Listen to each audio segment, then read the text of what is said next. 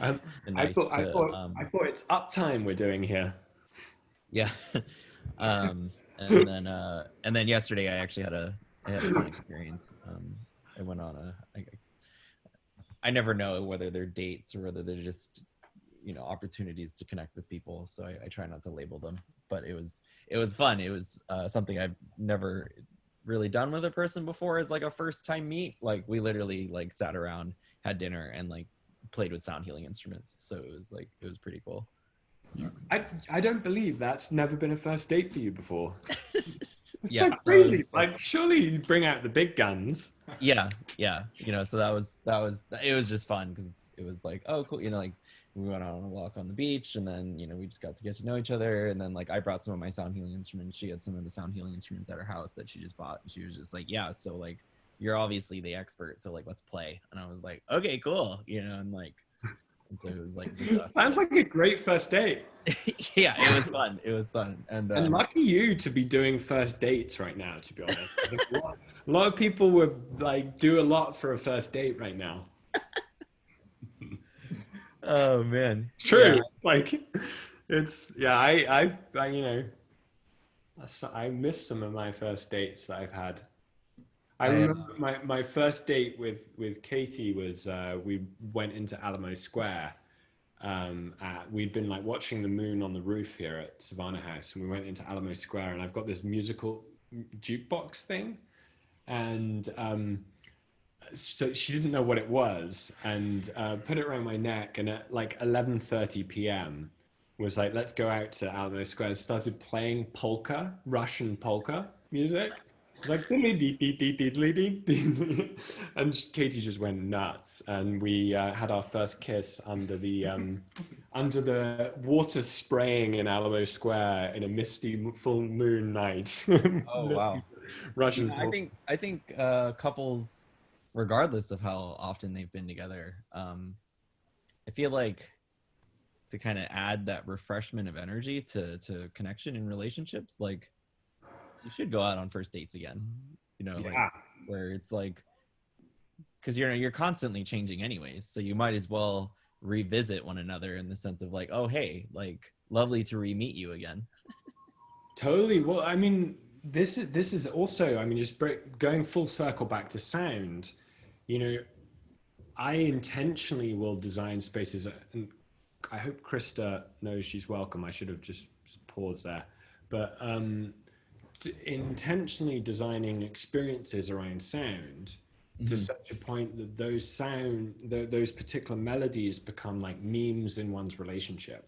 Mm. And so I think this is where sound reverence comes in, where like those peak experiences where what like what I do is whenever I'm in the creation process of a peak experience for someone I'm with, like that one of those magical moments, like I go into this hyper alert, like, okay, how could this be more perfect? Mm. And just then it's like, okay, what can we when you're already in the magic, what can you bring in to make the magic stick? And so for me, sound like choosing that song, choosing that like, what is the experience? Is it dance? Is it is it a story? Is it like music, etc.? Choosing that to me is like one of the best ways to pin into one's life experiences that particular moment of magic. So I I've think this always, is, do you know what I mean? and to mirror off of that, I've always thought of, in the sense of like speed dating, um, Yeah. how could we construct experiences that take away a lot of kind of the predispositions Mm. and really kind of evolve our aspects of connection with each other. Because naturally, as they say, like when we're connecting, so much more of it is the body language, right? It's less of the words we're using, it's more of the Mhm. intonation, it's like all of these things. So I had always envisioned like the way that the way that they do speed dating, where it's like, okay cool, you get to like spend 5 minutes with each particular person. And I was like, what if you did that, but blindfolded everybody? Mm. And then created a like so people would sit with each other, across from each other, and then they would allow them to touch hands, and you have the blindfold on, and all you get to do is not only feel the pulsations that come from their body language that's coming from their hands, but then all you have is their voice to listen Yeah. and to really hear. And you can't, you can't see them and all of this kind of stuff, so that it kind of like removes all of these kind of perceptual layers, so that you can actually kind of, it goes along with that whole saying of like, imagine if we saw each other less for our bodies and more for our souls, how that would change the way that we interact with one another. And Mm. that for me is a very pivotal piece to our experience of actually like having real connection, and removing all of these layers of like, oh Mm. well, you're not pretty enough, or you're not the shape that I want, or you have weird asymmetry in your face, and like all, and all this kind of stuff. Um so Well, being there's able to kind of create this with different there's a connecting a few dots real time, Shane. We were just talking about Sound Helix and like what's happening and how we're super excited about this being something like a very, very tangible, very fundable project that everybody hears and is like, that's fucking cool. And there was some other things that seem already to be like, you can kind of tell very early on. I mean, this is only our second game, but um, I I can kind of see when something's an idea that it's gonna take off. And one of the ones that came up today was to turn. Hey, Amanda, welcome. Delighted to have you here, Amanda. Um, One of the ideas that came up today was all around food justice, and food culture, Mhm. and food reverence. When we combine these ideas to create this network of regenerative farms Okay. that agree to certain standards that would then have like smart contracts with players of the game around what food they wanted, and that though that food would get delivered through community centers, and like people would be part of these like food security networks, Okay. and there would be whole aspects of your access to food that would require you to solve like challenges. There would be educational experiences around the unified planet. And So a so bit of like a gamification. literally gamification through food. So like as reimagining the good side of what the Romans called bread and games. You have these food circles that are like distribution models. But what we could then do is, if we're bringing people food and creating reverence around food, we could bring in other things like questions around deeply connecting, even Mm. further questions around how do you recognize your own trauma, or questions around sound experiences, etc. We can stack all these things together, Sure. as we see each week by week. And so I was just thinking like a really good example would be around sound reverence, and that is a distribution model. And another one would be like sound portals and what's happening there with this kind of scavenger hunt for sound. That would actually be an amazing place to profile Sound Helix, and that potentially these like sound portals would be the first places where we would demonstrate self-playing bowls. And so Yes. we can see these connections emerging where there's like a whole potential, like this whole intersecting. I mean, it's a game it's the new world game, but what we've been sitting on this and like discussing as a team. Joshua and Brian and I were discussing yesterday. Sound Helix has got legs, like big time. Yeah. It's like I think it's a really like the Tom Shoes model. I think if like just feedback was, I think that's extremely powerful. If you were to say like for every crystal bowl, one goes to the consumer and one goes into our network distribution partnership of Hmm. schools, hospitals, like basically public spaces. We could potentially partner with like an SFO for them to purchase, and like that kind of thing. They could purchase these bowls, but it actually be all around a message of bringing sound to the masses, kind of thing. to Bringing expand to expand on that idea, actually, I love it. Two, I had thought about this as another function of the as another current of the emotional investment that people could take into the philanthropic aspect of their participation in not only self-healing but also you know participating in the global rise of consciousness. Yeah. And in that, when a person goes to purchase a bowl, because a certain part of the distribution model of reciprocation, the way it stacks and all this kind of stuff, dependent on the initiatives that we are supporting in terms of like the charity funds, the NGOs, and like all this kind of stuff, the person actually gets a choice. So when you go buy your crystal bowl, when you go check out, and when you're paying for your card and all this kind of stuff, there's a specific prompt, like click down menu button that basically says, where do you want your funding to go to? And then there's a whole affiliate page, on the website or whatever, where they get to go read about, like, okay, cool, like these are all the funds, or these are all the charities, these are all the initiatives that we're supporting, whether it be domestic abuse, Veterans Affair, like the whole nines. And so then they get to, for themselves, rather than us tell them like, okay, cool, like this donation is going to go to this, and the person could be like, okay, cool, I don't care about that, but I care about domestic abuse victims, or I'm not cool with veterans, with 22 veterans dying every day, like that's not okay with me because I have veteran family, and like all this type of stuff. So this is where I thought, as a way to conceptualize more communal support while not actually having to do anything, in the respect that you can basically put your money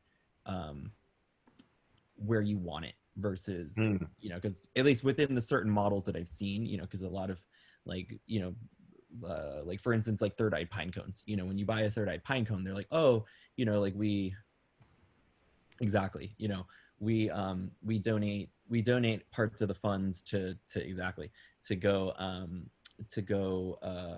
like plant more trees, or we help artists and all that kind of stuff. And from my perspective, I'm like, okay, cool, like I respect that, I want to support that, but I was like, is there a way to take that further, in that and to empower your community to make choices for themselves, while still creating very specific initiatives that give them more options for that support. So on one hand, yes, I completely love the idea. I think having both, and not that it has to be left or right, that it has to be one or the other. Like, they can just either, it's either standardized as to, okay, cool, this is where it's going to, or you have the option to just pick for your own, because I've seen that in a lot of co-ops. I think you nailed it, because if you actually have now a distribution model through other organizations, other communities that are playing the game, imagine if you could just be like, okay, I want to give it to any, distribute this, and we would have the infrastructure already created that would be able to say, if you buy this, you contribute one over here. Right. And or they could go and just nominate which community they would like it to go to. And the other value to that too is that you can track it, because then you can actually you can create metrics around it, because then you can see which initiatives are highly supported, and in terms of like what creates more value or interest within the people who are participating. And then as a feedback loop, you can then look into, okay, cool, this is what the community is willing to support by their own initiatives of emotional investment. Now, these areas that are lacking, then we as a company, or as a DAO or whatever, can provide additional support through revenue, or we can go through and talk to other initiative supports or groups and be like, hey, the community supports these particular groups really, really well, and these are the ones that are underfunded. Who wants to help take care of these, or who wants to throw money at this to kind of like, balance the scales and all this kind of stuff. So because for the longest time I've been trying to figure out, like, okay, cool, like how do we if there's anything that people I think need more of, is this aspect of community, in the sense of like knowing that, you know, especially now because of the way that money is spent, the way funding is moved, the way that corporations completely destroy our planet in so many different ways, it would be, I think, at least for me, like I know if I were like where the power of my dollar is going, or the power of my cryptocurrency and so forth and so on, goes to not only empower me to know that I'm making a better, leaving a better carbon footprint, but then also is creating more support in other areas without me actually having to do anything. So Yeah. um, Shane, thank you. I just want to welcome Danielle here and Amanda. Thank you for being here. Good, so good to see you both. Really Good to appreciate see it. you. Sorry I'm late. Don't worry, don't worry. So we've been Shane, shall I try and recap for just like where we've got to? So sure, yeah, if you want to, yeah, Shane, Mhm. and you, because we'd love your thoughts and reflections on like actually kind of as this sound technology guild, if there's additional projects that you'd like to kind of profile to the group on Friday for the Sprout stage, but otherwise we're going to be focused on kind of accelerating Sound Helix as a project. And Sound Helix is this. It is something that Shane has been focused on for a number of years, and thinking it's really two parts. It's a crystal bowl that's designed at a much kind of lower price point than crystal tones, and there's a number of new ways that Shane has like seen could be a way to bring the cost of bowls down to such a point that we could do a one-for-one model, kind of like a Tom Shoes model for these bowls. And then with that goes this experiment of like, how can we demonstrate that these bowls are like the ancient future and that they self-play themselves? They can function like alarm clocks, sound babysitting, to like all sorts of different functions around the house and in public spaces, etc. And so that's where we've got to on this. Would very much welcome anybody's contributions to this as a project that's evolving. We've even started getting it down to like how much money would need to be raised and like what would be necessary, and like are there other JVs or like supply chains. Like we've been asking lots of questions about this. Yesterday was a great conversation. So first, I guess two questions. One is, does anyone want to make sure today in the next like 40 minutes that we discuss something else as well that could potentially be profiled for the Technology Guild? Or should we just spend the rest of the time focusing on Sound Helix and what we can do to kind of give that as much of a boost as we can? Kind of both questions. Hi, Andrea. Great to have you here. Good to see you guys. I would just want to have just talking about how Sound Helix and how we can incorporate that into the sound portals and the pods. Yeah. I think those two things are going to really pair together. So just a little talk about that, I think would be great. I could actually expand a little bit on that topic, but I want everybody to first share their thoughts. Shall I go? Sure. Okay, so yeah, so I like the idea of focusing on this. I have been a supporter of this project since I met Shane, and would love to see it happen, come to life. And it feels like this is like honestly the perfect incubator nest for this project. And like it feels very harmonious, and like the ideas that you just shared, or it feels really clear, and it feels like it's clarifying as far as like the structure for distributing bowls. I can like envision it even more. And like I have my project with Jonathan that's the open mindfulness kind of series of experiences, but maybe I'm not attached to it being a part of this but it is something that we have as a sort of ready to go proposal. But yeah, I don't have attachments as far as like. I don't feel that way. For sure.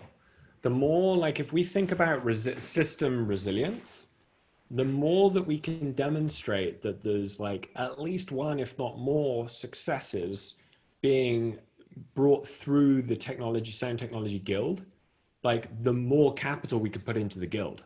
So like if you've got a project that's ready to go that fits under the sound technology guild, and we can profile that through this process and like hopefully draw more attention to it, please do bring it. So I would definitely say, you know, I don't think a guild needs to only focus on one thing. I think what we need to do is make sure we don't focus on too many things, that we keep the main thing, you know, and that we're like conscious that we're a small number of people, and we don't want to be bringing too many things up, but we want to make sure. So I would definitely say, because I can already imagine that there's a lot of synergies between Sound Helix and the Open Mindfulness series of experiences. Like Yeah.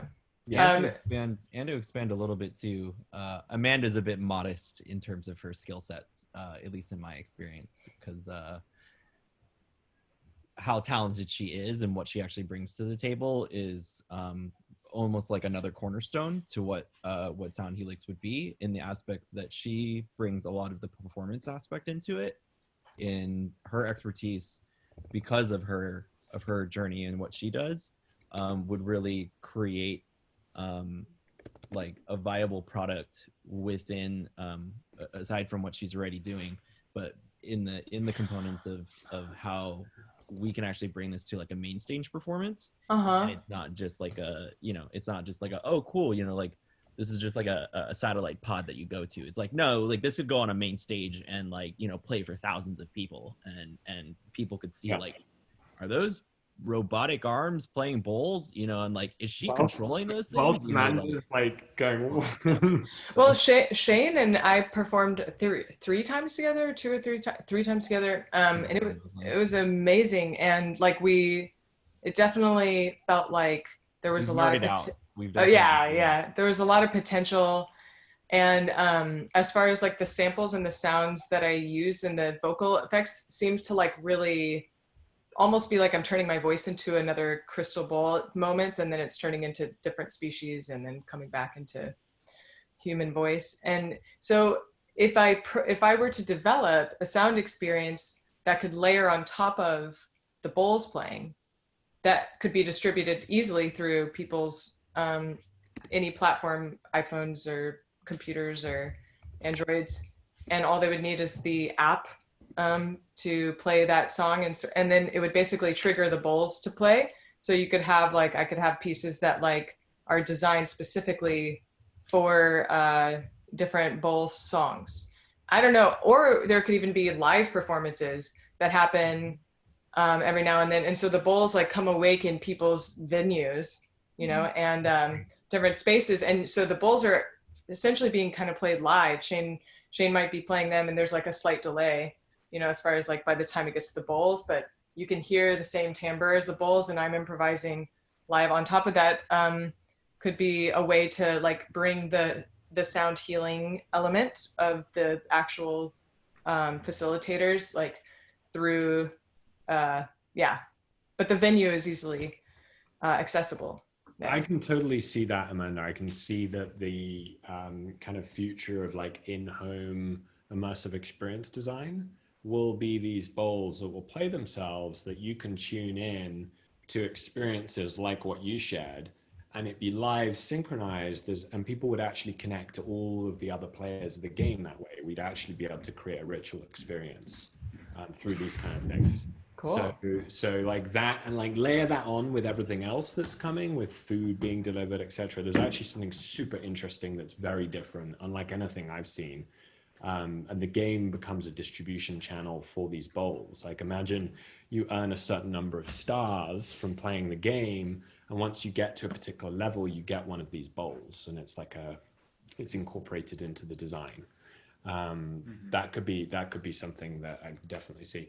Love the idea of like live performances being tuned in to a self-playing bowl, because I think that would like really answer, if we could then create superheroes. Like we should have a Beyonce of sound healing, and if we can create Isn't she already on the call? Yeah, I was gonna say her name's Amanda Gregory. I feel like I'm looking at her. That's why I'm like, when as you're describing this, Amanda, you and Shane's collaboration, like as this is being brought forward, we're creating, like, one of the goals of the game is, let the best story win, right? A better story. And so part of it is like, how do we celebrate the archetypal characters of systems change that can be like celebrating all forms, all the arts.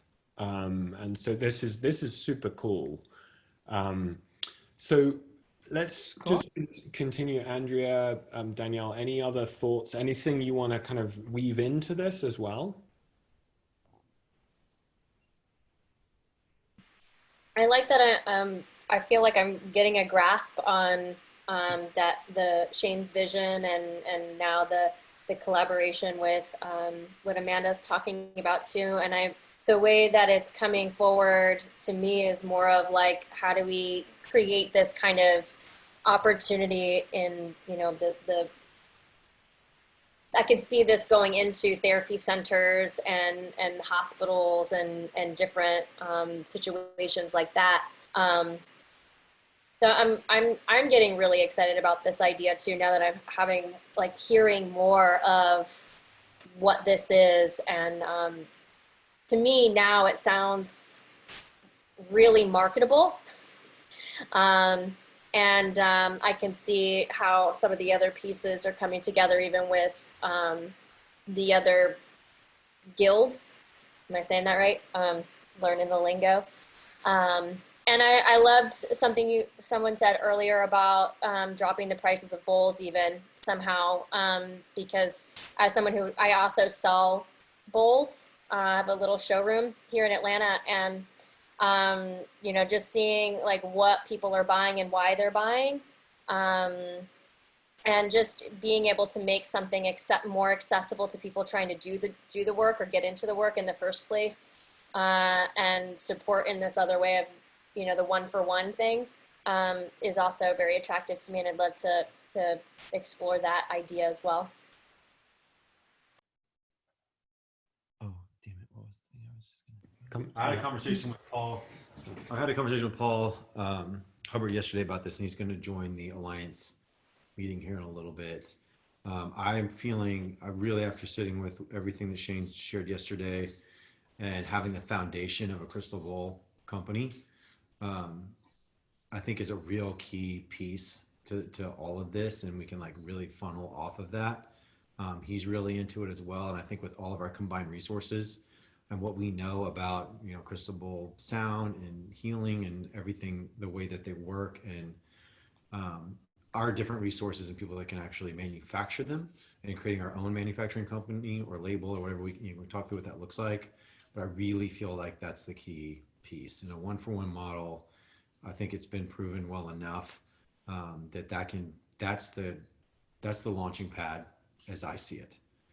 And I would like to really steer some focus on that, and then bring in the arms and everything else that goes along with it. But I think that's something that we all see as a real clear need. Totally. And so we're here as Shane, you're at the kind of helm of how that gets structured. And we will like continue as weavers to try and bring people together that can support and accelerate and build new models of distribution and connect the dots with everything else that's happening. So yeah. And I think to just to quickly reflect a piece off of what Danielle was mentioning about like them being in therapy centers. So hilariously enough, a couple of years ago, I remember my sister sent me an article from Dr. Oz when he was on Oprah, and he was showcasing this device that that basically plays the sounds of crystal bowls. It was like this super like high fidelity thing and all this kind of stuff. And what was interesting was actually the topic of conversation around what the article was about. It was about the device, but what the device was being used for in terms of the medical field. And basically the topic of the article was talking about how one of the most stressful moments in your life is the day you find out you have cancer. And so when they would have their patients come in to receive the news, it was either post or pre, I can't remember, but I think it was post. So after, you get the really shitty news, they put you in this room with this machine for 20 minutes to listen to it. And it's like supposed to help calm your nerves and like all this kind of stuff. So it's, in a certain essence, what we would be creating with the self-playing bowl is essentially the acoustic version of this, which is then applicable to the therapy and to hospitals and all this kind of stuff. So, it's like in certain routes, and this is probably something more in Andrea's field that she would be able to probably speak more to, the support and the necessity for these things within the medical field is beginning to grow, and being able to get on the cutting edge of that pioneering process of how the medical culture is beginning to shift and change will then break off into these other realms of what we're talking about in terms of these other topics, from the Sound Alliance to what Emil and Serena are working on, and like what they're passionate about, and bringing sound healing into these areas, and then in all these other applicable forms, and then to quickly run on a tangent, because I'm actually, Lucian, I want a bit of your advice on this, because when it comes to the presentation on Friday, and the reason why I'm asking this is because I was, Andrea and I were talking about this yesterday, because as I mentioned, over the years, I've gotten all these visions around these different applications, not just specifically for Sound Helix, but more so of like these very kind of interestingly proprietary companies that all have to kind of intermix with each other. But then I've been trying to figure out the connection between all of them. And I'll give you a quick synopsis of what it is. So Sound Helix was going to be the Crystal Bowl company. Helix Temple is essentially the wellness centers that would incorporate stuff from like Mark Hines and a lot of the work that him and Nassim have been doing, and some of the medical technology that they've been embarking on, combined with facilitating what Joshua was just mentioning in terms of having these kind of like sound facilities and like these different locations of where sound can be kind of propagated through. And then as a marketing tool, we create the first Burning Man art car that is that when I asked what the art car wanted to be called, she told me she wanted to be called Shamanka, which is literally female shaman, which is essentially it would essentially be the feminine version of the Mayan warrior, which then becomes its own mobile platform that then can distribute sound in a capacity that no other unit can actually do. And then we adopt the same model as Mayan Warrior, in the sense that they take this thing all over the world and create community through it, through the use of sound healing, while also playing to the same devices. And this is something that Andrea and I were talking about yesterday, in that we can still create reverence and we can still have play, because then you can have DJs, then you can have sound healers, you can have all of it all encompassed in this space in terms of what the Shamanka art car can do.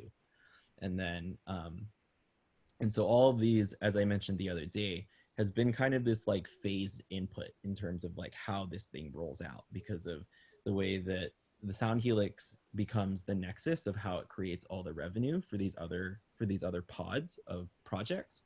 And then after enough kind of nuts and bolts get built through it, then it can fund the actual Helix temples, which then get franchised to all these different environments and all these different places.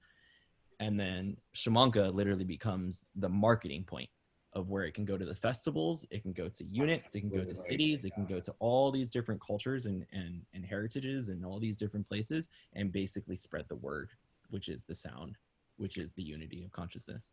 So reason why I bring all this up is whether I should try to encapsulate all of that on Friday or just focus on Sound Helix. Well, so one, that is strong memory of the future right there. I can totally see a kind of like unified planet distribution model through the greatest archive ever created, like the horns of Jericho as sound systems on it. Pretty much. Yes. And this be something that would move and essentially be like, you know, the further bus of the 60s? This could go Maybe. on a mission to kind of unify planet, could like literally drive around the world, and this be like the new further bus, like beaming the most pure high-tech sound ever created, like from festival to festival to festival, like bringing all of the best of the game, bringing people into the game, etc. Like that, just totally see how this and Sound Portal, and this could also get funded. We go and say, okay, we need, you know, we need $1 million to create the greatest moving sound system ever created, and it's called it's going to be called Shamanga. And I've already created the pitch deck around it too. perfect. Bring this in, because this is like a fundable thing that someone's like, oh wow, okay, that's like, you know, once you stack all these together and you're like, okay, this is this is $500 million, but you are damn sure to like change the world by putting that money in. So you see what I mean? Once we've got all of these different solutions coming through, so definitely bring it in. Whether you want to bring it in, maybe just like bring it in as here's other collaborations that we're proposing, like maybe a slide on it on Friday, just so that we just put it as part of the like go to market, I guess. Yeah, because and then to kind of swing back around to Sound Helix, and also to kind of respond a bit to Danielle's mention of like creating more viable options for market entry for clients, customers, you know, all this kind of stuff for products. The other thing that I want to do with Sound Helix is actually to revitalize the sound healing community with products, because the thing about it is that the current products that are on the market, albeit they're great, but they could be better. And this is where another aspect of the research and development of not necessarily from the funding to get everything going, but more so once everything has its foundations and nuts and bolts, I would almost want to invest approximately anywhere from like 10 to 20% of the revenue that's generated per year to go into creating new products. Because I mean, like, for instance, like right now, Crystal Tones is the only company that carries hard cases, like travel cases for crystal bowls. Each hard case is like $400. So it's essentially another freaking bowl that you have to buy. It should not be that expensive. It should be at like, because the travel cases are pretty much similar to like drum cases, like in terms of like the hard cases that they use to move drum equipment around for high profile artists and stuff like that. To be able to make something like that, which is also eco-friendly, and lessens the carbon footprint. We can make it out of mushroom skins, and like a whole other like. And we can put like epic messages in there. Like, yeah, exactly. And then the other thing I want to do, and actually I like, because when I was looking through Sound Helix, like going down to like the bare bones of stuff, like down to the basics, I actually want to get rid of styrofoam, because right now the way that crystal bowls are moved around, they use styrofoam casing to protect them. We don't need that. We could easily be making that out of compostable materials. It can be like, I literally want to, I don't want to say reinvent, but I literally want to revitalize everything from the ground up, because of the way that, and this is one of the biggest questions that as I was going through my program, I was just like, wow, like these people who are doing this in terms of like Crystal Tones, in terms of Silver Sky and all this kind of stuff, all the power to them, but like they kind of just don't care about the environment, because like if they actually cared, they would like kind of put more of these things in here, in terms of like, hey, like why are we using styrofoam? Like why aren't we being a little bit more conscious about how we're impacting the environment, and all this kind of stuff. So I was trying to kind of strategize like down to like the bare minimums of like, okay, cool, like what are all the products that we can actually create? And these are all of the things that started to come to me, and I was like, whoa, like, okay. So Shane, I think these principles, these are great things to include in this like presentation that you're going to put together, and that we need to think through how, Amanda, how do you want to layer on the open mindfulness series, like as an experience into this. You know, I kind of think like maybe the presentation starts with Sound Helix, starts with like the market, this is what we're going to do, and then we go into like experience design or culture, and that's where we can talk about the open mindfulness series. Like this is part of the distribution model, and that's where we can talk about the Sound Portal Guild and say that they could be part of the distribution model, all these physical spaces that are going to be set up. We could talk about this being gamified inside access to these bowls be part of the game, where you can do the one-for-one model, could be communities you belong to, and you could provide the community you belong to one of the bowls, or nominate a new community to do it through. And then the Shamanica is like a really cool distribution model to talk about this as like a way of profiling this kind of thing. So like bringing that in as an experience. And the more, if we have the ability, because as we go through the blossom stage in 2 weeks and then the harvest stage, if you're able to get financial numbers next to what would be required to scale the open mindfulness series, like is there what's the financial goal there? Similarly for Sound Helix, broken into sound bowls and robotic arms, because those could be priced separately. And then if you already have the pricing model for the Shamanica, with a G or a K? K. Okay, Shamanka, it's a great name. So that if you have the pricing of what that would be, that could go in there as well. So there's like a few different options coming in. Anyone else got thoughts? We've got 13 minutes left. Hey, I'll say some things about, one thing that's kind of come up for me lately is veterans and those that have had very sound dissonant events, and using these sound bowls as a way of bringing them back into resonance. And so that's been one of the things, like VA hospitals as well.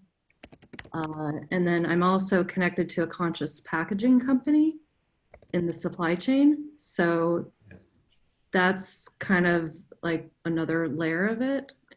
Is that what Lena invested in? I don't think so. I'm not sure. What's the name of the founder? It would be Wes. Well, yeah, Lena invested in Wes, told me all about his life story. Okay. Because when Shane was talking about not using styrofoam, I was thinking, Yeah. is this company? I don't remember the name of the company. Yeah. It's that company. Yeah. No. So it's like a cool, but I kept on getting like, these bowls are bringing such resonance to the field. And it's like, what has the most dissonant, like those that have been through war, those that have been through car accidents, like all those different aspects. Because I used sound bowls when I had a car accident to get back to being normal. Yeah. So those type of things that come into play. But otherwise, I think it's fabulous. Everything. So I think Andrea, really good suggestion in this, like the next stage, as a market hypothesis, I guess we could call it. In the VA, doing a partnership with the VA to distribute these bowls would be a powerful way of like bringing bowls into veterans' homes in a similar way to what MAPS is doing. And kind of like in-home care, because I used to ensure that market as well. So that's another layer.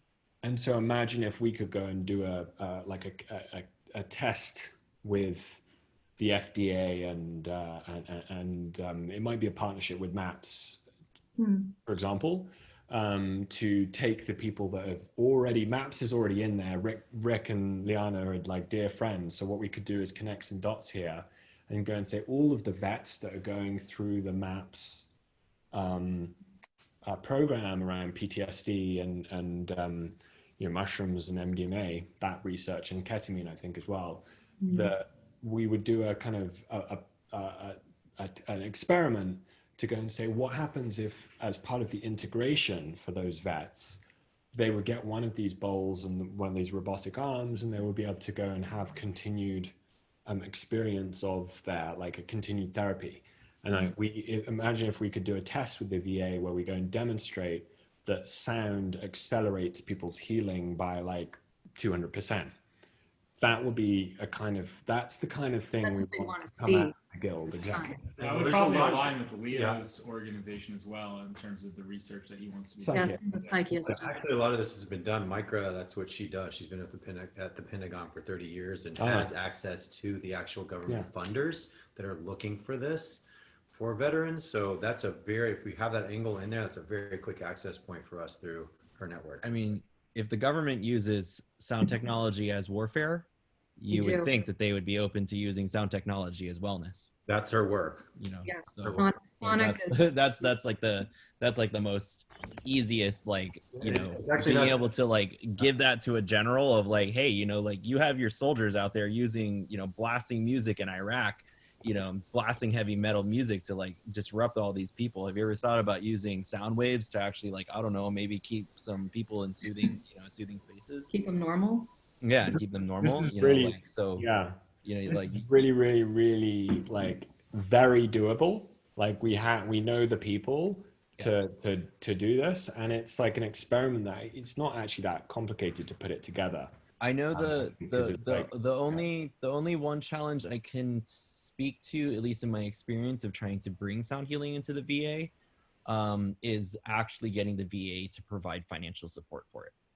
Yeah. And the only way I've kind of envisioned ways around this is that when Sound Helix goes up, in terms of like when it really has all of its nuts and bolts and it's really creating a great level of revenue, I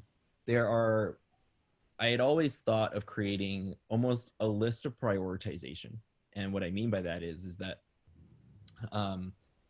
you know, if a specific project has a prioritization level of 1 or 2 or 3, or, you know, however which way we scale it, but then creating almost like a counter metric of which one is not necessarily the least fundable, but which within the metric of prioritization, what is the counter metric of the ones that don't have support internally from their own financial from their financial realms. So in that way, the way that we can distribute revenue to support the ones that have priority but have less ability of financial capacity from their own internal systems, then we can put that money into it. So it's like, oh, okay, you know, for instance, like with the VA, they're like, well, we could totally do this, but we can't pay you for it. And it's like, cool, well, that's fine, you know, because we have the financial means to kind of bite the bullet, and we just want you guys to have it. And then through kind of the exposure of it, you know, they start realizing like, hey, wait, this is like really helping our veterans. Like maybe we should give them money for this. You also look at the family support for veterans as well, because sometimes they get support just through the hospital system, but then you're bringing a sound bowl back with the veteran, you're giving it to the family as well. Right. So you're now I mean, there's like a lot of deep research for PTSD. Yeah. And how they can help these soldiers, also in like high performance.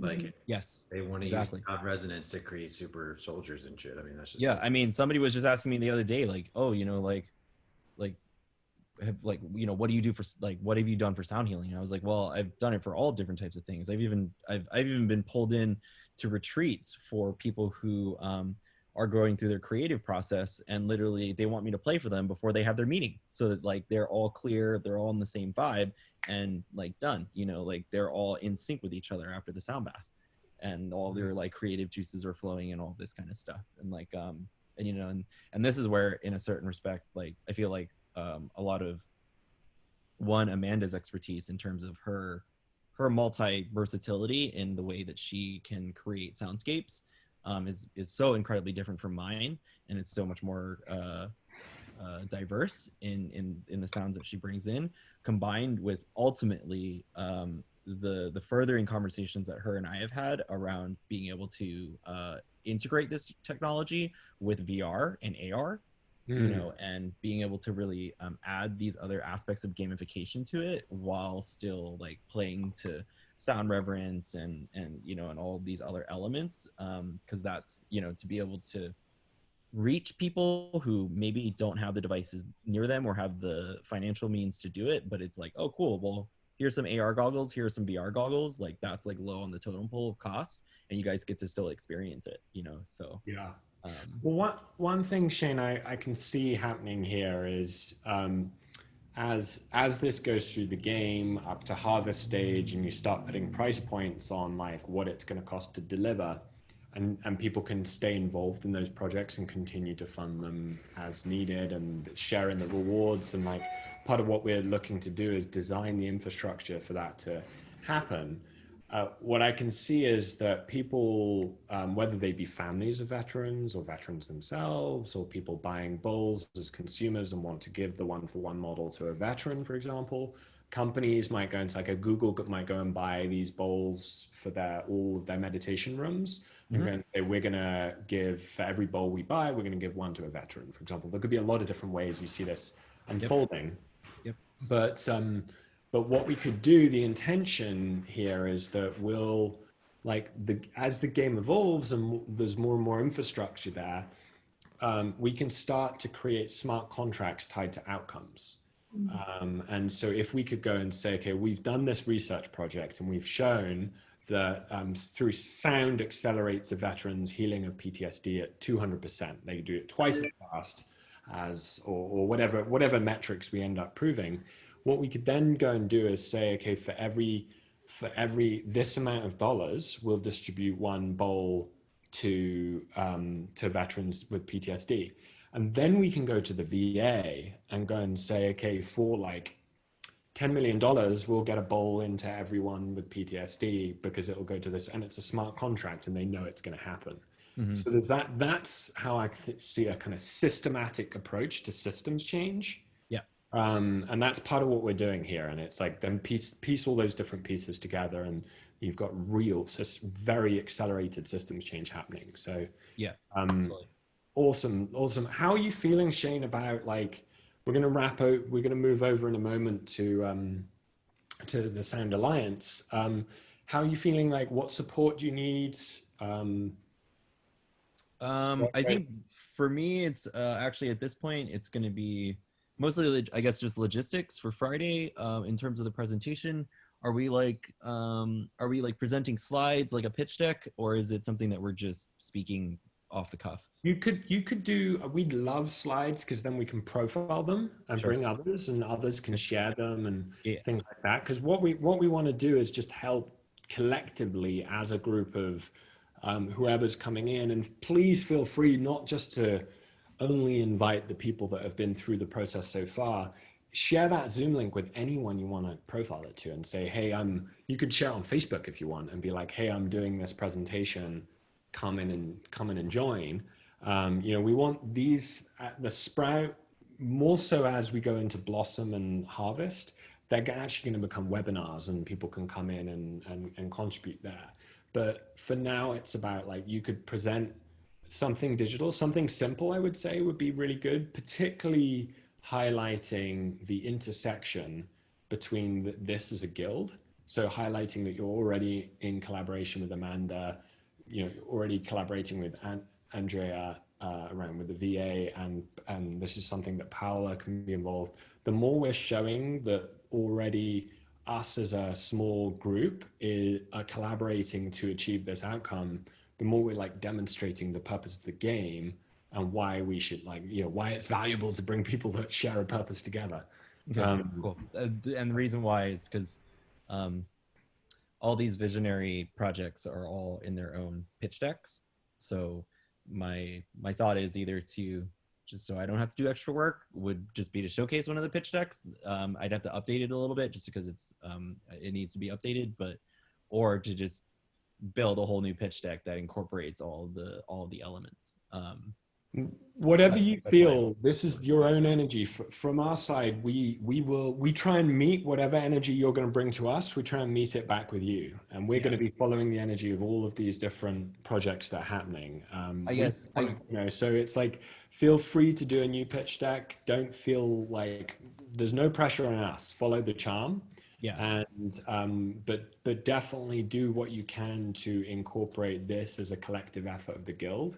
So the more you can create space for Amanda to share around the open mindfulness experience as a kind of layer of this, I think that's going to like really engage people deeply in the process, and also similarly just add anyone you would like to come in and join to Okay. listen to this that you feel could be supportive for the next stage, because the next stage is going to be Blossom. Yeah, because the reason why I asked is because if I were to, the reason why they're in 3 different pitch decks is because not that it's like a crazy heady thing to get your head wrapped around, but more so of like seeing all the interconnected dots like through almost this 10 or 15 minute pitch it's a lot to absorb, because it's like, well, wait, hold on, you're doing what now, and then it's doing what now, and then it transforms into this and all this stuff. So that's why it was just I'm just trying to, However you feel get a will place flow for it. best. That, you know, what we're working towards is like things that are deliverable, like that we can really by harvest stage, you know, we can bring the people together collectively that could fund these and like move forward to the next, you know, the next whole chapter of the game, which is what happens once all these projects are live and funded. Then the real fun starts, because then we start weaving them all together into like something that has 1 billion players. Now, I guess for the presentation on Friday, do you want me to go into like stronger pieces of the nuts and bolts of how all the funnels work? I guess the reason why I'm asking is more of skimming at the surface of what all these visionary processes are, or actually like digging real deep into the meat, because I can dig real deep into the meat. I would do less presentation and more conversation. Okay. I would try and like do the high level. Maybe if you present for like 10 minutes, and that's including inviting Amanda in to speak, and then 20 minutes is then spent in conversation with others that could have suggestions, feedback, and that kind of thing. I think that's probably the right ratio. Okay, cool. And reason why I'm asking is because from a meta space, some people may understand it, but also from a meta space, some people might get lost in it because they're just like, well, wait, how are you going to make it all work? And then, you know, so then that's where all like kind of the finer You know, points. in a 10-minute presentation, you don't need to say how you're going to make it all work. What you want people to do is be like, I want to know how he's going to make this all work. Yeah, totally. And that's where they get into don't bury the lead as they talk about it. Exactly. So I would focus more for like enchantment, excitement, engagement of like, hey, this is happening, this is moving, we've got energy, we've got momentum, this is definitely going to happen, and you can come on board and join us. Okay. That's the kind of thing. So welcome, Paul. Amanda, I know I had a quick question. Yeah. So it'll be probably what, 3 minutes then for me to talk about the experience? That sounds great. And so if you can then layer that in, Shane, does 10 minutes work? And then more 10 time? 15-ish. Yeah. Yeah, I mean, the other thing I'm very passionate about is the science aspect of things. So I don't know if it would be helpful for people to, so as far as like what I should talk about, because I have like a, 30-page or 30 slide, some of it is just a description of like each of the experiences. But other is like the collaborators and their credibility, as far as people who are doing science and research on this stuff. I don't know if that's something that you want me to share about or not. What I think will make a lot of sense, Amanda, is for you to do, let's say, like 3 minutes on the experience aspect of Sound Helix and that project and like the Sound Technology Guild. And then for the science of sound piece to come into this now, let's like move on to this section, which is the Sound Alliance, and that all of that research actually like fits beautifully within the Sound Alliance. And so you could go from kind of, do you see what I mean? You can like. Yeah, I'm just trying to, maybe let's just talk after and we'll get more detailed about, because I have so many different things I can pull to show. So if you want me to do a continuous presentation, then I'm happy to like bridge into the Alliance, or if you want me to come back on the screen with slides relevant for that section later, I can prepare. It's up to you. It's what you think would flow best. And so it would be, well, let's have this conversation and see how it loops through today. We've got today, tomorrow. And so Andrea, over to you on the Sound Alliance, and I think like let's see as we think about a presentation of like where are we at on Friday from an alliance perspective. This seems like a great way to thread, like it's a living example of the purpose of an alliance supporting a guild, and showing the connection between the two. Yeah, because I have the Google Doc that I put together that has kind of the 2-word memes, the science of sound matrix, but then also looking at sound awareness matrix and looking at the mysticism and the science of it. So you're looking at the woo to the true side. So that's one of the things that's been coming up. And then does anyone have anything they want to share? I know Paul, I don't think I've been on the call with you, but I know you're on the other calls way before this, so. Hi, Hi, Paul. Welcome. Great to have you here. great to be here. Thank you for joining us. Yeah, we went from Sound Council to Sound Alliance, and maybe Andrea, you could just do a summary of like what's been discussed so far and like where we're at, just to kind of catch Paul up. Okay, so what we've been working on is like creating the alliance of both outer education, the right type of, or the spectrum of vocabulary or common language that we're utilizing, the inner education that can happen in the field of trained sound practitioners. How can we enhance the current sound field that's currently available? And it's actually, going to be serving either healthcare, wellness, mental, emotional health, communities, social settings, which has alliances with the Guild of the technology and also of the portals. And kind of seeing the main thing of how sound actually either synthesizes or polarizes, and seeing kind of the benefits and drawbacks of the current marketplace and how can we make it better.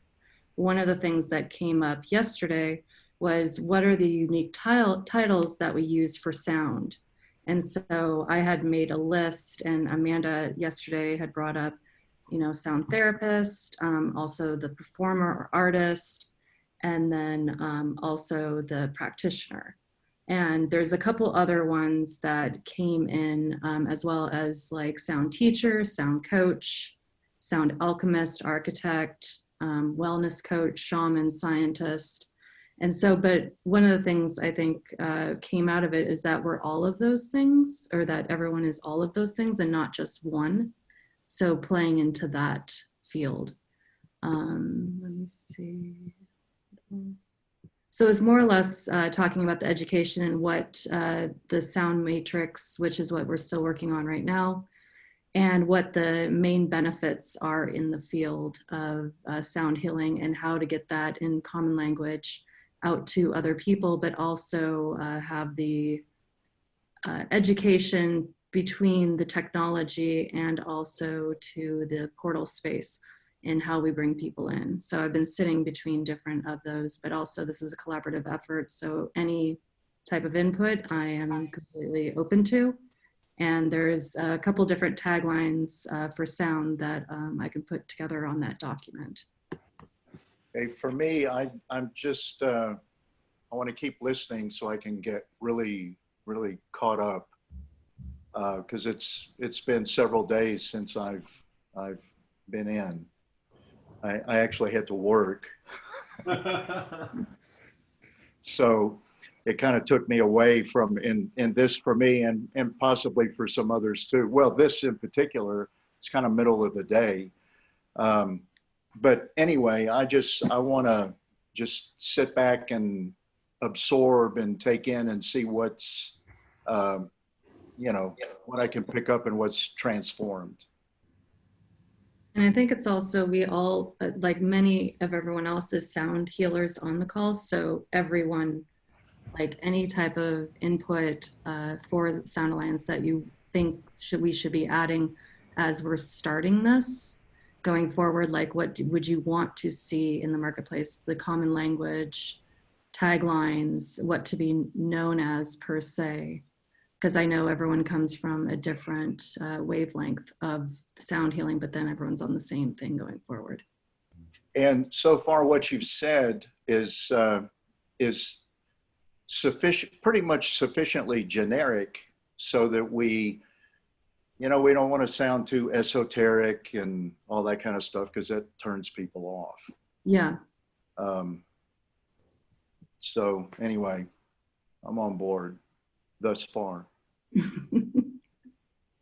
Amanda. Thank you.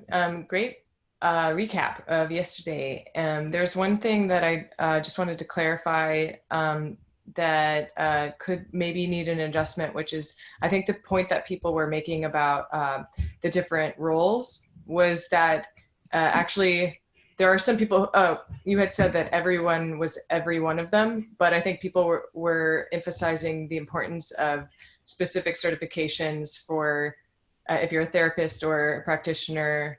But that one common thread is being a facilitator. It seems like, yeah. So that's like the most neutral, generic sort of like common denominator of a role, but that there's all these other roles that sort of are included as well. I just wanted to clarify that in case. Yeah, and then, so that was one point. And then another thing I would love, or that I'm thinking about, and I'm curious to hear what you guys think, but really bringing on scientists to help to, yeah, just bring in some of their reflections and insight. I think that will help the language naturally to develop around this. Yeah, and just balance out, yeah, because we're treating sound very scientifically, and I like that. Like, we're not saying even music, like, you know, there's no narrative that we're necessarily applying to it. So I think it would be a really interesting thing for this section, I think, to bring in some scientists. Yeah, because I think originally we had sound body, sound transcendence, sound psychology. I know David Gibson and a couple others that have a lot of studies within this. And so there's, you know, the research is available, but it's also like having those scientists that are within the alliance that are like giving their 2 cents of being like, I'd like to see this come into the field. Like, everyone's game for that. We really want to stay away from the terminology of psychologist, because it could get us into trouble. So just saying. True. Good point. What do you mean by that? Well, because that's a licensed position that a person holds, and to be a psychologist, well, for me, I've got a PhD in psychology, but to be a psychologist, you have to at least have a master's and have gone through all the state regulations to call yourself a psychologist. So, oh, I know. I just didn't know how you meant it. And I guess I'll just say what I was going to say before you said what you're going to say. Amanda, when you say scientist, is I would love for it to include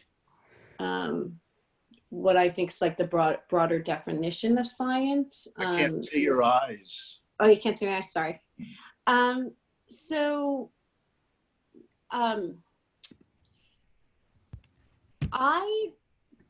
I like to use the term, just for me, how I think about it is like vibrational work. And it's so aligned with things like somatic experiencing, EMDR. It's a evidence-based approach in the psychology field with trauma, NLP, anchoring resource states, I mean, all of that. So my point is that I feel that I think it will take off maybe in a few years from now. I think that when I hear scientists, it's things like psychologists, things like like breath work, Stanislav Grof, all of this vibrational work and the sound work is absolutely, it's like congruent. Not only is it congruent with things like breath work, I feel like we're talking about the same thing. We're just talking about it from a different angle. So I think my point is about bringing in also people in the field, such as who are in the psychedelic medium in that space and in different spaces, and more bringing them into the sound work about basically bringing in that science in this work as well. So I don't know if I described it right, but that's why I asked you about the psychologist thing. Yeah, I think I'll respond to what you're saying. And I know I didn't articulate that well, but there's so many different fields that have a piece of the puzzle that are using sound to help people, and also learn things about the universe and the nature of reality. So it would be a great, I think, just cesspool of that kind of knowledge and wisdom. And so that's where I was coming from. And I agree that the vibrational work is a good. And I'll give one example that way, like Dr. Joe Dispenza. I don't follow a lot of his work, but I follow a lot of people who are similar to that. Dr. Teresa Bullard. They're both, depends. I think he's a psychologist. It's about like the quantum field work, neuroscience, really integrating our mapping, the psychology space, and into more entering the quantum world. And they do touch upon vibrational work and sound. So just broaden the concept around science. That's what I would love. One of the things for the Alliance to do is to bring some leaders in the pioneers in the field that way into more of this space. Dispenza is actually a chiropractor. He's a doctor Oh, of is it? chiropractic, yeah. Oh, yes. But he's very, very schooled in regions of the brain. Yeah. Well, people like Joe Dispenza are the kind of superheroes of systems change. And so the more the Alliance, the Sound Alliance, can use its kind of collective legitimacy that we're all creating legitimacy here by creating this alliance together, and like can snowball on. And every other alliance, the Food Alliance that's being formed, is creating more legitimacy for the Sound Alliance, and then there'll be the Community Alliance, and so on and so forth. So you should involve Joshua in the Food Alliance. Oh, he is. I'm in it. He's in it. That was a joke. He's more than in it. He's quarterbacking it. Also, by the way, Steve, who I told you I'm going to try and get him in on Friday from Pandora, he himself has been in sound branding, a sound composer for a number of years, one of the leading people in it, hence his job with Pandora. And he did a very interesting, I don't know whether we call it an experiment, but he definitely designed sound for food in something, and I can definitely share that paper with everyone. And he's done that already, and I think it's absolutely fantastic. And he's very, very well schooled on that, and very interested in that. So he's great for that cross pollination. It's wonderful. For sure, and we're gonna be doing, so like we can already see epic areas of cross pollination. But I just want to take a pause. Who took all these notes? Is that you, Andrea? You were like. Fuego. This is like, can we all just like. Awesome. Has everyone seen these notes? Like, I just like started this document. I was like, Brian, could you take some notes here? And it's like, whoa, this is amazing. So thank you. I just cut and pasted from what I'd already done before, and I didn't put the up game because I'm like, I don't know where to put it because we weren't connecting at that time. I was like, okay, and then you just start a document. I'm like, here you go. Perfect. It's perfect. Well, so from this moment on, we're going to share this document on an ongoing basis. So please feel free as someone's speaking and there's like, oh, that link should go in there, or there's this person, Joe Dispenza, we could link to his website. These collaborative documents are ways for us to capture all of the knowledge and like bring it into something. These are kind of like artifacts of collective intelligence.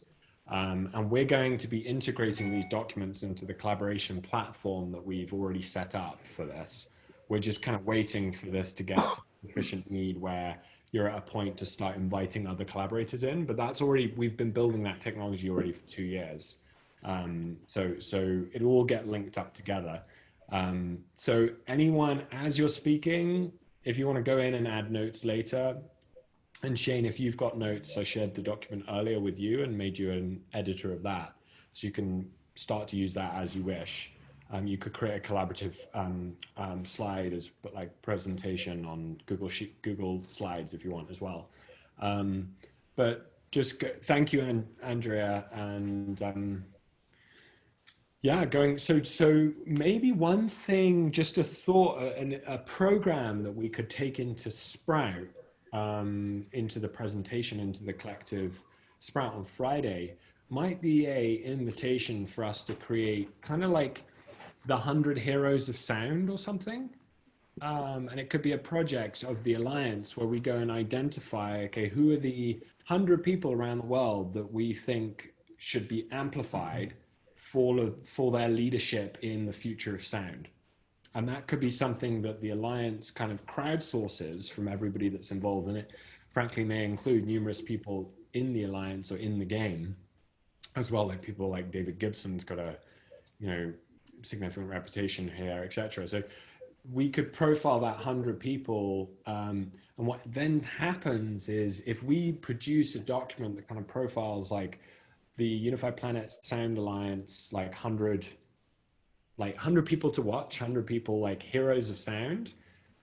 If we produce that as an outcome of the Alliance, they are likely to go share that they're in that, and suddenly the Alliance has just created phenomenal legitimacy as ways to bring those people in. So just as an idea, that's the kind of thing we can create here.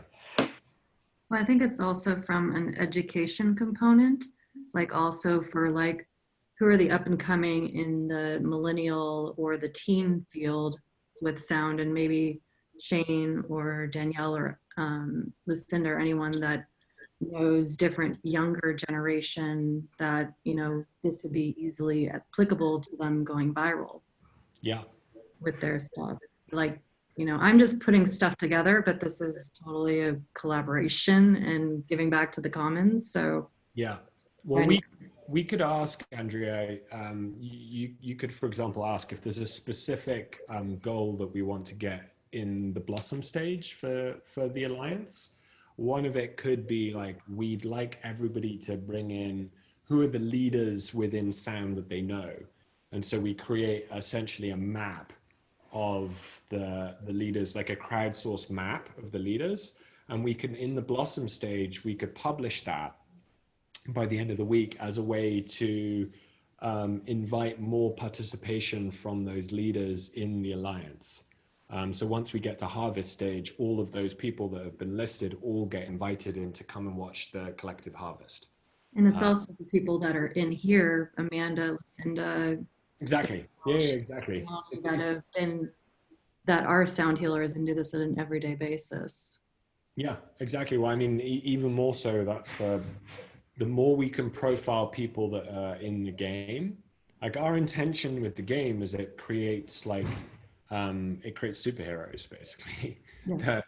You know, for each layer of society, we're like, when we're at the beginning, we're going out thinking, who are the archetypal leaders of this particular space, and how can we bring them together so that they're part of the story unfolding, you know?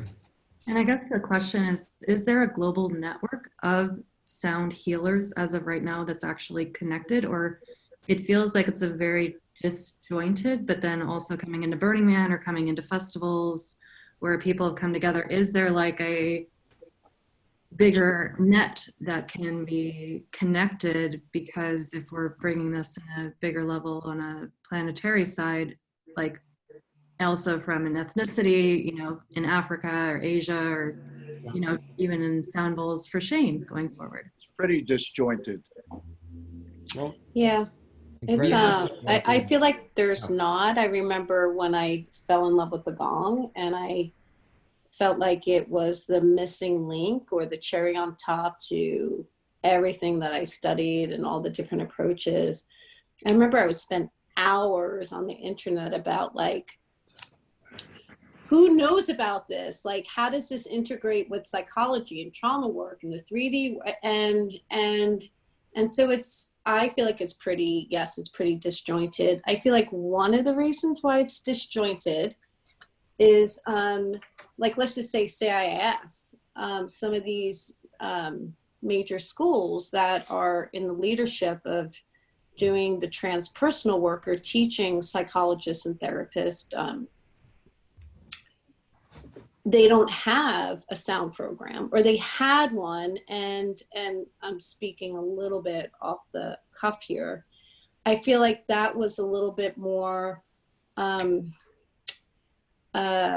well, Alexandra used to teach at it, but which was great. But they're not, so it wasn't so much about like the vibrational medicine and connecting it to alternate places of consciousness, but basically they don't have the program anymore. So I think one of the reasons is just that it hasn't been more in today's modern society, been more of this field of study where you get certificates and degrees and the whole 9 yards. And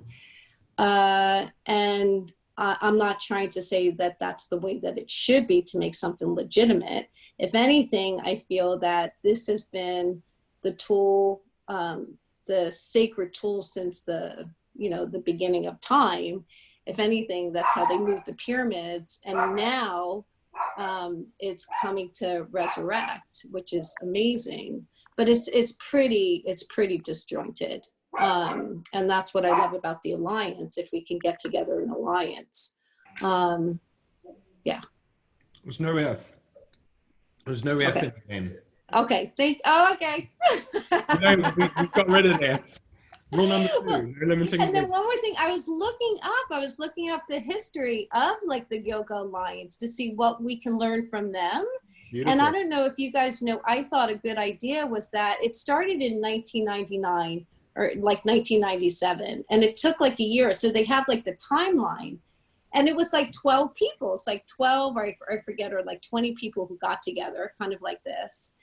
And it was the same thing. And then it took about a year, and then they decided to form this alliance, and that some other nonprofit gave them their nonprofit status. So it's only like 20 years old. And I was thinking, God, if we know somebody who was one of those kind of original people, or who knows the history of the Alliance, and can we learn from that? It's about things that, Connie, that if you could take the lead on that, the Blossom stage is all about exactly that, going like bring in, who's the founder of the Yoga Alliance, and say, hey, we're creating a sound alliance. These are our goals. And like, we have a whole session during the Blossom week on like, how can we, like, can we learn from you? Would you be willing to come to one of our things? Can I interview you? Yeah. Mm-hmm. Exactly. We could do a field trip where we invite everybody to come learn from the founder of the Yoga Alliance around creating the Sound Alliance. So I'm also friends with some of the Kundalini. I know that there's a lot of stuff that's happened around that, but the way they do their certification as well. So I can find out from them, because there's one of my mentors is creating different schools around yoga now that Kundalini is like a different version.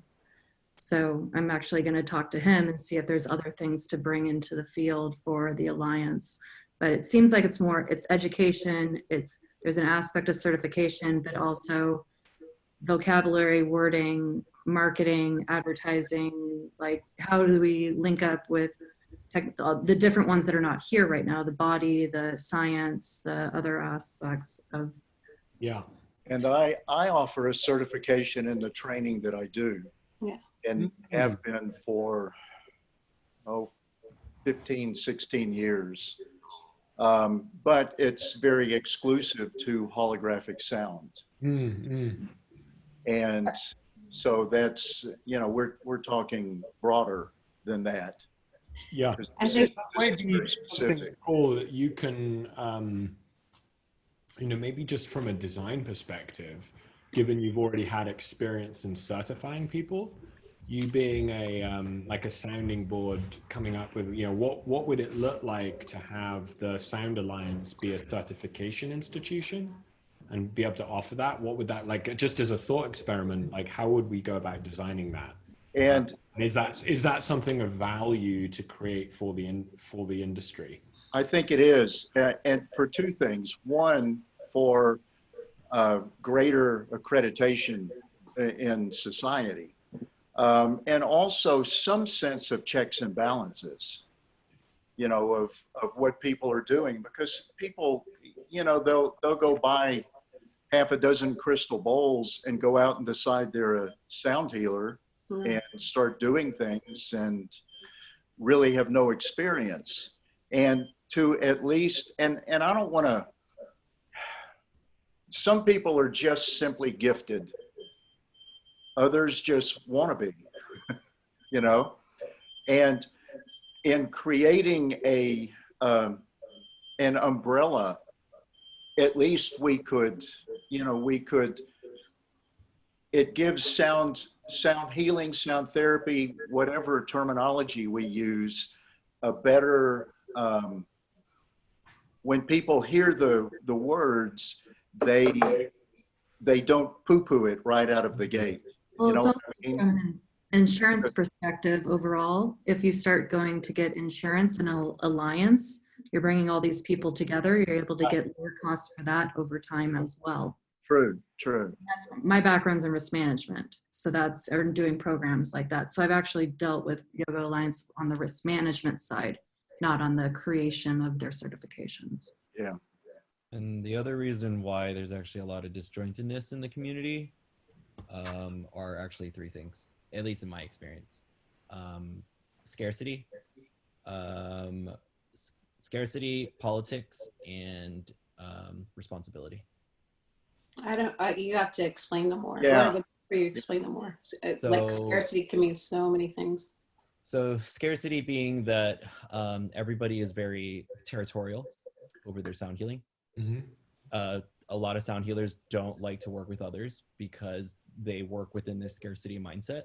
That like, and the reason why I speak to this is that I've experienced it everywhere. Like a lot of people who are in the field, I guess to give a small background in mine, like, so I've traveled throughout the festival community. I know a lot of the top sound healers all throughout California, and I'm not going to name names, but all of them are like this. Like, I've tried to collaborate with so many different people in terms of, and not even to like step on their toes or like try to get in on it. It's like, no, like we're all doing the work. Why don't we do it together? And they're like, And this is a design challenge here. So just inviting that, like, this is a design challenge. Yeah. We see this across the board. Like in my 12 years experience of working with like 1,000 communities, this is like we are like deeply conditioned for competition. Oh, totally. It's an incentive design challenge. It's kind of a human aspect. Yes, it's very humanistic in its kind of proliferation. So this is one of those. This is kind of like one of those contributing factors. The politics is the interpersonal relationships of the sound healers because of their previous relationships with each other and how they have worked together or how they have not worked together and how they see each other's approaches and then their egos fall into it because they're like, oh no, my way's better, or like, oh no, this person is not that great, you know, and like all this kind of stuff. So that's like another aspect, which is another humanistic I problem. think, Shane, sorry to interrupt, but I think again that just brings us back around to the idea of what Paul was saying, that with this check and balance system, with this some kind of certification applied to different aspects in the sound field, people don't have to be so protectionist about what they're doing. I imagine coming into this, you know, everyone's had their own route to becoming who they are. And it's not been a very legitimate one in the sense of like, it hasn't been a straight line. We've all come to find sound in different ways through which, however we were brought to it. And we've developed our own agenda, our own skill sets, and we've applied that to a profession. So we've had to work hard to be who we are and, you know, aspire to find our own audience.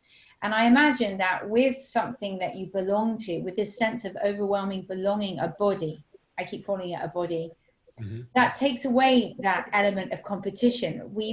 If we all are a part of something greater and bigger, I would imagine that will dissipate, you know, that those feelings of protection. They don't have to work so hard if they know that, you know, oh, you know, guess what? I mean, I also have been a singing teacher for many years.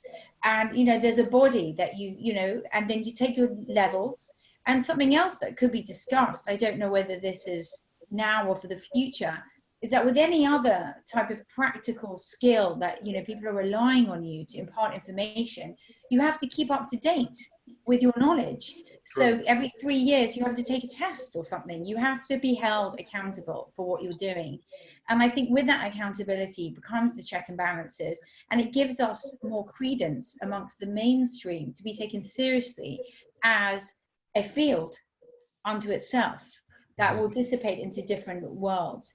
And I totally agree with, I don't know who it was, Amanda probably said, I think the more we can do in terms of scientific research and bringing in different scientists and associating ourselves and getting funding with universities and carrying out different specific sound healing research, qualitative and quantitative analysis, that just gives us more credibility with every paper that's published. I mean, that's just going to be an ongoing thing, as it is already. So I think that will happen. And you know, the more that we're able to grow this, the more we can offer those who become certified. You know, and that would also, I believe, would begin to dissipate the competition. You know, that that we as a group or an alliance, we're offering, you become part of this and become certified, you get the opportunity to have insurance provided through the alliance or accessible through the alliance. And other things, maybe even eventually developing into methods of marketing for different parts of the country, you know, where people can benefit from the overall work that we do. Yeah.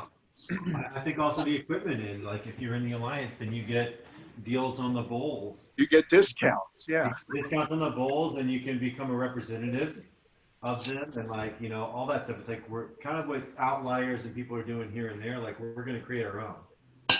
And in the end, that will have to be funded. I mean, probably it would have to be like a minimal yearly subscription fee to fund it. All of that is going to get designed into like into the game, into the structure of people playing the game that can join different alliances and guilds and like benefit from it as well. So each game is going to benefit the next one as well, and all the something I've come across in America that I'm not aware of in Europe. Maybe someone can enlighten me. Because I'm a harpist. The first thing I did when I arrived in the Bay was join something called the San Francisco Bay Area Harpist Chapter. This word chapter. The what chapter? It's called the Bay Area Harp Chapter Society. Oh, okay. Right. Yeah. And this chapter thing is a thing in America. Can someone highlight this? Is this something that what is this? Is this like the same as the Alliance? Like, what is the deal with this? Is in every city you have a different chapter? Is this something that we can be doing for sound? I mean, what's the deal with it? Someone help me. I love you were like running ahead, Lucinda, but it's the intention of alliances and guilds is they essentially form, the alliance becomes a planetary institution.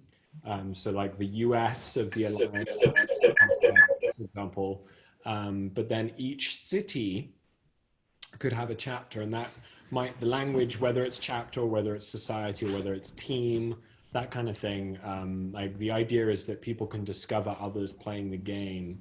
And so you might be part of the sound chapter, the food chapter, the community, you might end up being part of quite a few things. So one thing I wanted to say was, as we're brainstorming on these ideas, as we go through this process, that, next week is off, so we can start to think about like who we want to invite in, and gives us some spaciousness. But the Blossom stage is really around, that's on you as a team, the kind of founders of the Sound Alliance. It's for you to go and identify, the Blossom stage could just be yourselves and you could invite others in, or you could bring in, for example, the founder of the Yoga Alliance and go and say, could you come and teach us about this? But we as Savannah House, once you get to Blossom stage, we're just going to be checking in once a week.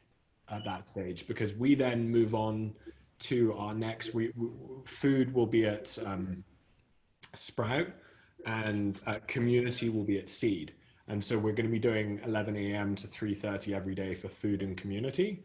And then we're just going to bring Blossom stage. Does that make sense? We're going to create a kind of process to bring all of these different ones through. So just as you're thinking about these like individuals that could support, like what we're going to be bringing in on Friday for the Sprout presentation, and then what we're going to be going into the Blossom stage, it's like if there's people that you would recommend that could help shape the alliance, think about now how you would want to invite them into these conversations. And we'll continue to provide tech resources so that you can meet at whatever frequency of meeting you would like to have in the Blossom stage. It's probably, I imagine, going to be an hour a day over 4 days as well. And that's from the 1st of June to the 4th of June, probably at this time. The other thing that comes up is like the archetypes of sound, like the archetypes of the different sound players that come into the field. Just from a component, when you're looking at it from a gamification or kind of a hero component, or, you know, kids or teenagers or younger generations, but also, you know, coming from Burning Man communities, how that just kind of plays out as well. I think this is a phenomenal project actually particularly as you're thinking about memes and spreading like the science of sound matrix. We could actually think about identifying the archetypes of sound and like how we could create story or myth around those archetypes, potentially even ritual around them. Could be something that would plug in. I think it's a really important through line that we bring into the Alliance. Mm-hmm. Just to backtrack for a second, Shane, you didn't finish the three things that you said were disjointed. On the third one was responsibility. Yeah. And I guess to backtrack quickly, my commentary was not just to be clear. It's not that I'm not in support of a more governing board or like an alliance kind of experience, like, because I think it does this dissolution of ego and all this kind of competitiveness within the sound healing community it really needs to dissolve. Like, it's the one thing I've identified that is like one of the major inhibitors of our community, because and unfortunately it's just human nature of these particular aspects of what I brought up, between the scarcity, the scarcity, the politics, and then ultimately the responsibility piece being that one of the reasons why it's disjointed is because nobody wants to take on the responsibility of actually creating the community in terms of a global network, because of how much work it takes, and then literally how many people you have to deal with. Because I don't know about you all, but every sound healer is a character. They all have their own traumas. They all have their own stories. They all have their own opinions. They, you know, as every human does. And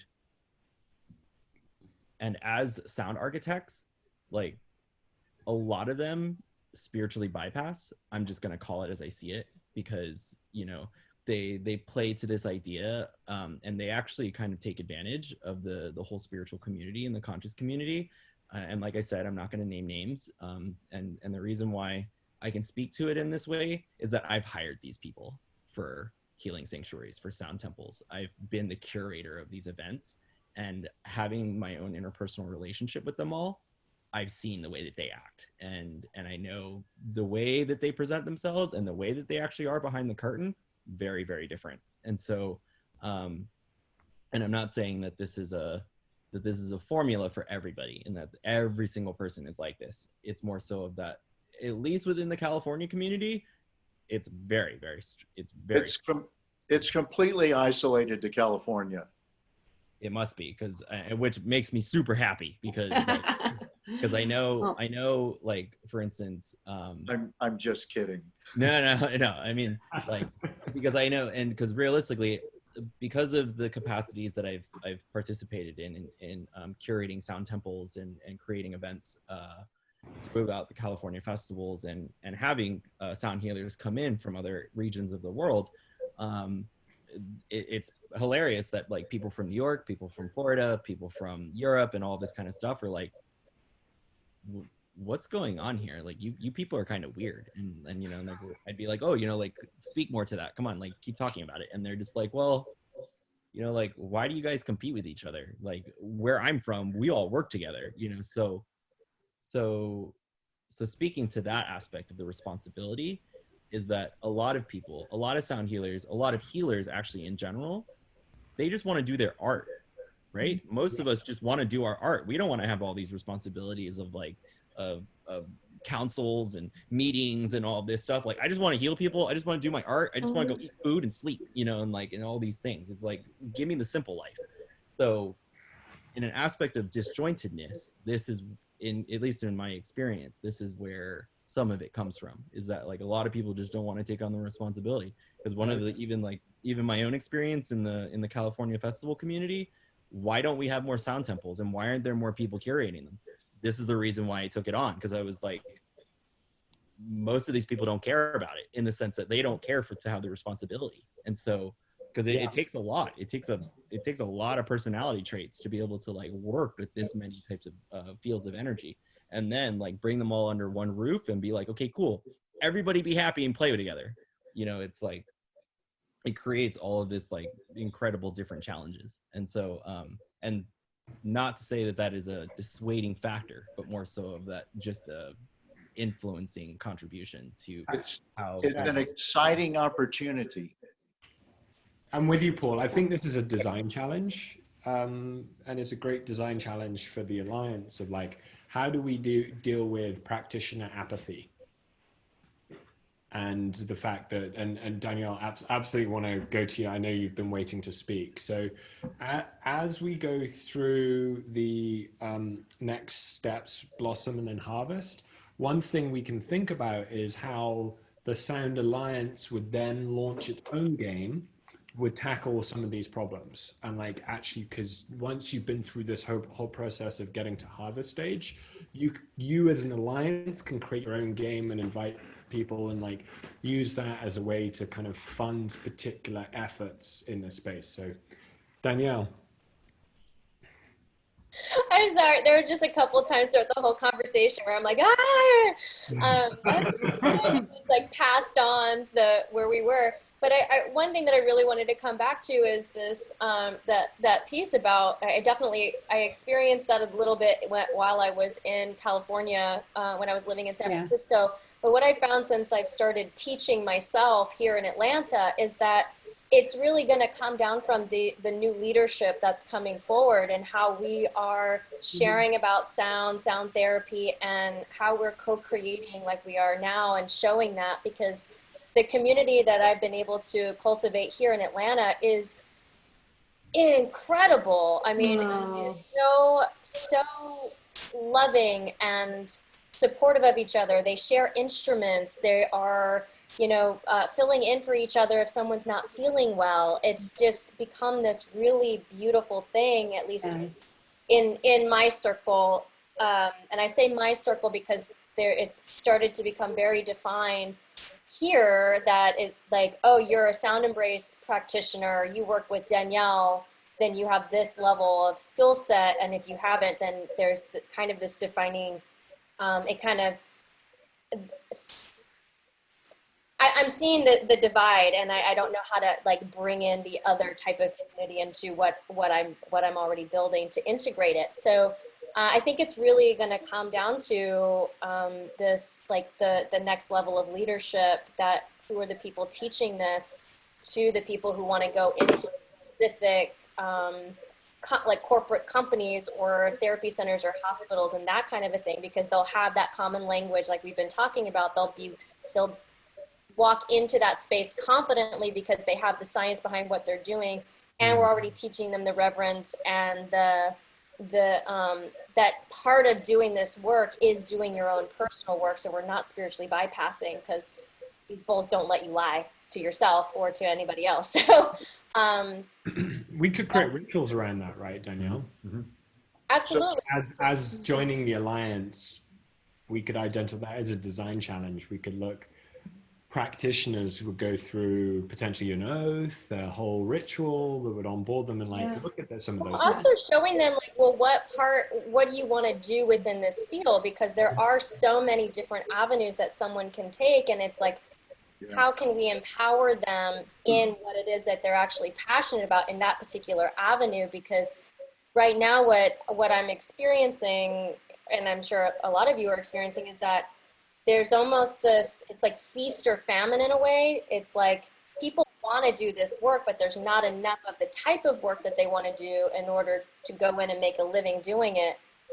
So I think there's also this piece about job creation, or like supporting and creating more opportunities for sound practitioners or sound performers. Yeah. More Um, legitimacy for the work. Yeah. Well, this is actually something that came up it hasn't even been birthed yet, but it's already been birthed. And that's the Unified Planet Food Alliance. And one of the things that we actually said just today, that if you want to join the Alliance as a company, you need to make a commitment to paying living wages to everybody in the food system. So something similar could exist in the Sound Alliance, where if you want to join the Sound Alliance, you're making a commitment to living wages for those. And so that kind of thing, we can see like parallels.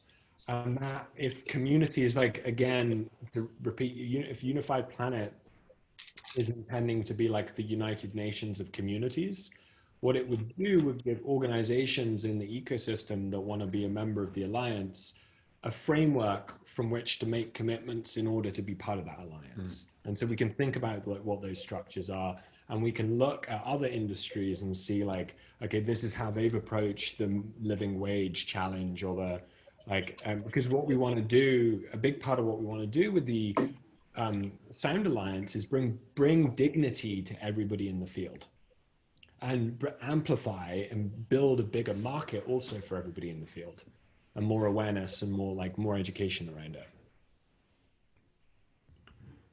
So Danielle, anything else you want to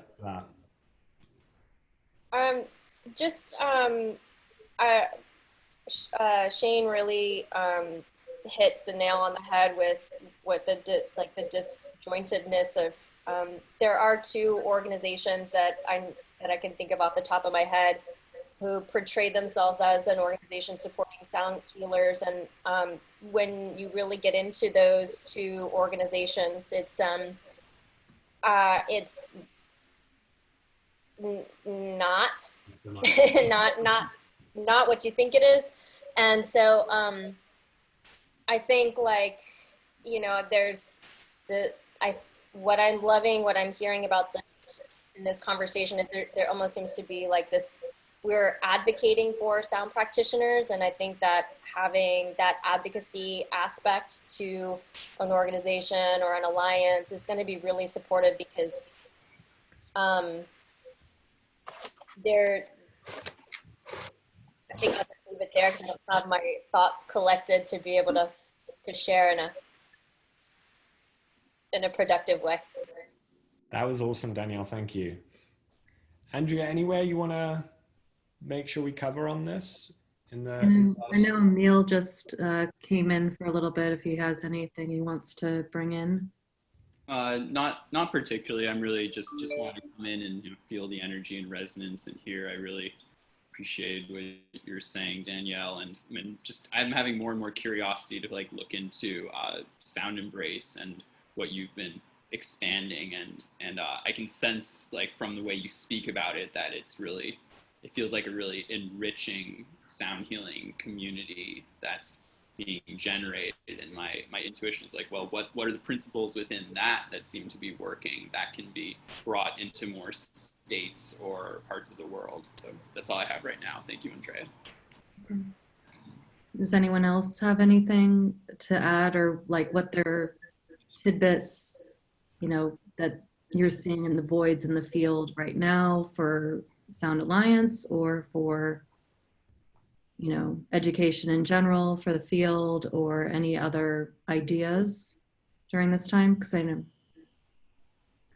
think we should spend a little time tomorrow, like just prepping for Friday, and just really looking at what everyone's put together, kind of a walkthrough of the the deck potentially, and just like getting an idea of like really laying it down as to where we're at and seeing where we need to fill in, and see what else is birthed from that. So we just prep ourselves well for Friday and then the week off.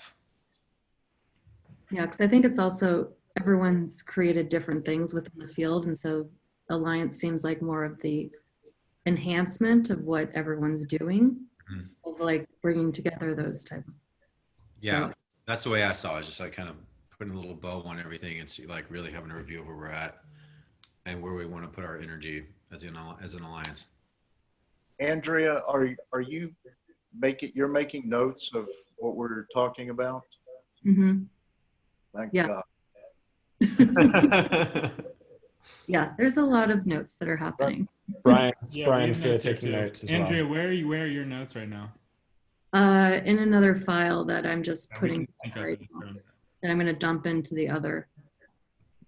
And so Andrea, if you on Friday, the Alliance is first to present, obviously because we wanted to show when everybody comes in, we wanted to show firstly the horizontal, like creating essentially something that can serve all practitioners. So if you think what we said earlier, you were there with the Shane's conversation, is probably a 10-minute conversation, and that can be designed any way you like. So it could be like going through what we've synthesized this week, and then creating like 20 minutes for Q&A discussion with other members about the Alliance, to lead us into the Blossom stage. So in particular, if there's things you would like to invite in for the Blossom, those are listed in that presentation. And also anyone else, like if you could Sherpa, if anyone else would like to contribute to that 10-minute presentation, that like Andrea, I can present, but I also know that we've had kind of a rotating people coming through as well, and everyone has great expertise to add to how to make Sound Alliance better going forward. Yeah, so maybe tomorrow, Andrea, if you can kind of sort of Sherpa on that, and if others want to contribute to a presentation, like how we would split that up so that Friday we do a kind of a really like tight 10-minute synthesis of this week, and then go into 20 minutes of sprouting with everybody else that listened to that. It feels like that would be the best way to, and as I said before, if anyone has people that they would like to invite on Friday that you think it would be really good to include at this like gate of the birthing of the Alliance, like to please invite them into that. We can have many more people join that webinar. And participate. So obviously everybody, the 22 people, they're all being invited, but others as well. So with that, any closing, we've got 3 more minutes of the Alliance. Anything you want to follow up with, Andrea? Anyone else want to contribute? Or maybe we can do a closing note to take us into the Portal Guild. I'm going to throw one piece in for whenever people are applying to be part of the Alliance. There's been this really great meme that's been going around that I think would be a really, really good question. Well, not a questionnaire, but a point of reflection for a person to fill out. And it basically reads, it's actually like, it deals with dating, but I think it has a lot of prevalence to this discussion. And it basically goes, here's a first date question. How aware are you of your traumas and suppressed emotions? And tell me about how you are actively working to heal them before you try to project that shit on me. Should we word it that way? Yeah. I think exactly that way, actually. I think we should completely copy it to the T and hilarious. We need a meme on that. Could we design Friday as part of the presentation? Like that meme, because that's gonna, people will not forget that one. Mindful projecting. Mindful projecting. That's I think that would Precept number 1. Yeah, that would. I think Mindful projecting. That would provide a strong caliber of how we screen our applicants of who's going to Yeah. I love it. Even more than that, don't project. We all, yes, being mindful of is skillful. I just want to say, like, Shane, thank you for bringing up, I could say it was an elephant in the room, but yes, that energy, I very much have felt it, experienced it, and it's been very, very hurtful. And at the same time, like Danielle, like when you were talking, I just felt like it brought in this breath of fresh air where I'm just really grateful for this space and this collaborative where we're just aligning this with the vibration of abundance and generosity and expansiveness, and I'm just really, really grateful. Yeah. Oh, same. Very grateful. So I'm curious, anybody here know Randy Masters? Oh, I do. I know him very well. Well, I think he should be here. Oh, I'll contact him. I will too. We'll Awesome. Paul, you're good friends with him. we'll make him show You should up. make the call. You should Love make the that. call. So maybe, hey Paul, what do you think about bringing in Stephen Halpern? I think Stephen would be great. Is he the sacred geometry person, Stephen? Is that No. who you- 45 years. He's a Oh. sound composer. He's way into sound and has been for a long time. 40 years. I just reached out to him. I've been trying to speak to him about a few other things, so I'm trying to get him in, but he hasn't returned my phone call. So Same with Tom. For This David is Gibson annoying, too. but Cool. Yeah, Tom Kenyon would be great. Tom Kenyon would be great. I love Tom Kenyon. Oh God, oh, he's just, whoa. Yeah, Tom's great. I did a lot of work with him back in the 90s. But he's kind of reclusive these days. Yeah. I think because of his wife's back issues. You've all have seen the movie, right? Song of the New Earth. Oh gosh, yes, it's incredible. Oh my God, like, yeah. Yeah. Dude, I'm gonna have to move. Listen, Right. tonight. Tonight. So we're going to transition, but everyone's Yeah. welcome to. Maybe we could have a just as a closing and opening as we can move into sound portals, and of course everyone's welcome to stay on for sound portals if you feel the energy and feel the charm. And welcome Serena, welcome Emil. Thank you so much for your shepherdship. Who would like to make a closing communal sound offering? I've got a sound bowl in my hand, but I'm the rookie. I want to play you something on my harp. Yay! Oh. Thank you, Lucinda. Thank you. Can we join in? Can we join in and like do a gentle ohm with whatever you're playing? Yeah, I mean, it's not going to be fancy. It's room sound. I don't have it set up, but why not? I'm just going to play. Oh, well, if it's not going to be fancy. turn on original sound. Yeah. Turn on original sound. Did you do that, Lucinda? If you're gonna do any kind of long tones. No, unfortunately, it's a percussive instrument, and I can't tone in that capacity. Oh, I was talking more to Paul, but still, yes. I can do a long tone. As soon as I get the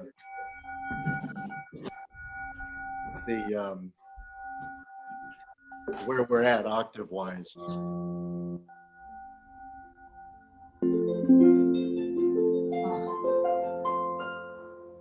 Although this is nice.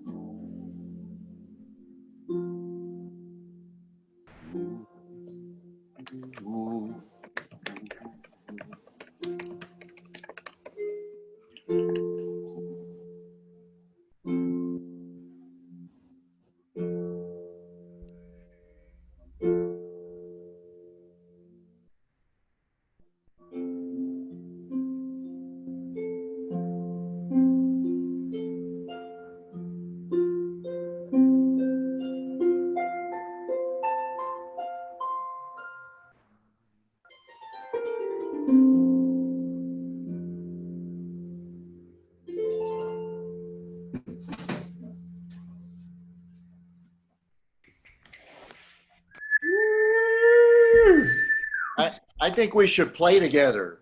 I agree. I second that. Who would have thought we should play together? Thank you, Amazing. Lucinda. Amazing. Thank you so much, Lucinda. Thank you. It was amazing. Well, and thank you so much, Andrea, for Sherpaing that. And Emil and Serena, over to you. You're over to your Sherpaship. Thank you. Thank you again. Goodbye. Yeah, anyone that's ready to move off, good moment too. See you, Paul. Reach out to Randy. Take care. I will. As soon as I can figure out how to leave. Okay. Got it. Make us kick you out. All right. Everyone here for a moment? Oh, cool. Okay. We're going to start with a little meditation and sound. So you can start with just taking a couple deep breaths, align your spine. On the inhale, you can feel your belly come out. And on the exhale, your lower belly presses into the spine. Inhale deeply, belly coming out. And exhale, belly coming in.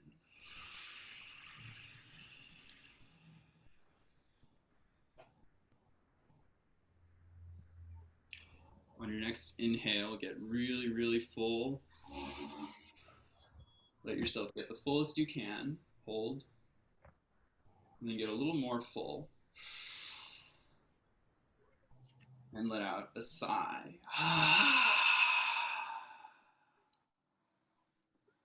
Press your belly, empty, empty. Inhale deeply again.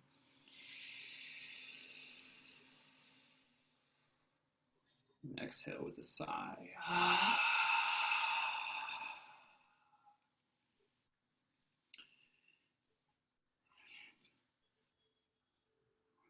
Move your spine a little bit, back and forth, side to side. Moving your shoulders, noticing any spots that are a little bit tight or constricted. And as you inhale, you can visualize light, golden white light, moving into that space, opening it up, allowing more free flow of energy to come through us.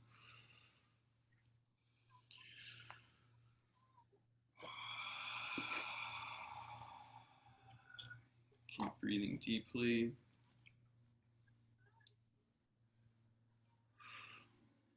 Do a short bit of sound.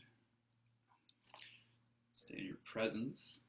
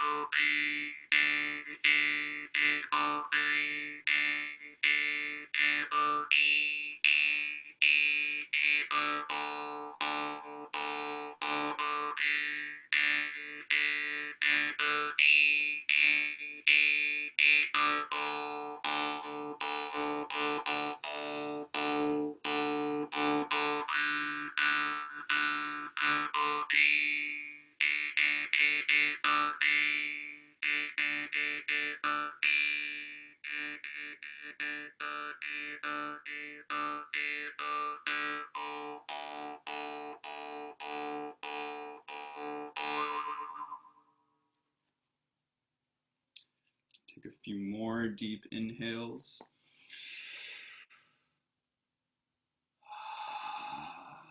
And call in your own intuition, your own knowing of how to aid the group energy flow and the group expansion into the world that we know exists already as we allow it more and more in through our individuality and our interpersonal connection and co-creation. So thank yourself, thank the group, thank the space that's opening for all this energy to arrive. And find your center. When you're ready, you can open your eyes if they're not already, and come back in to here.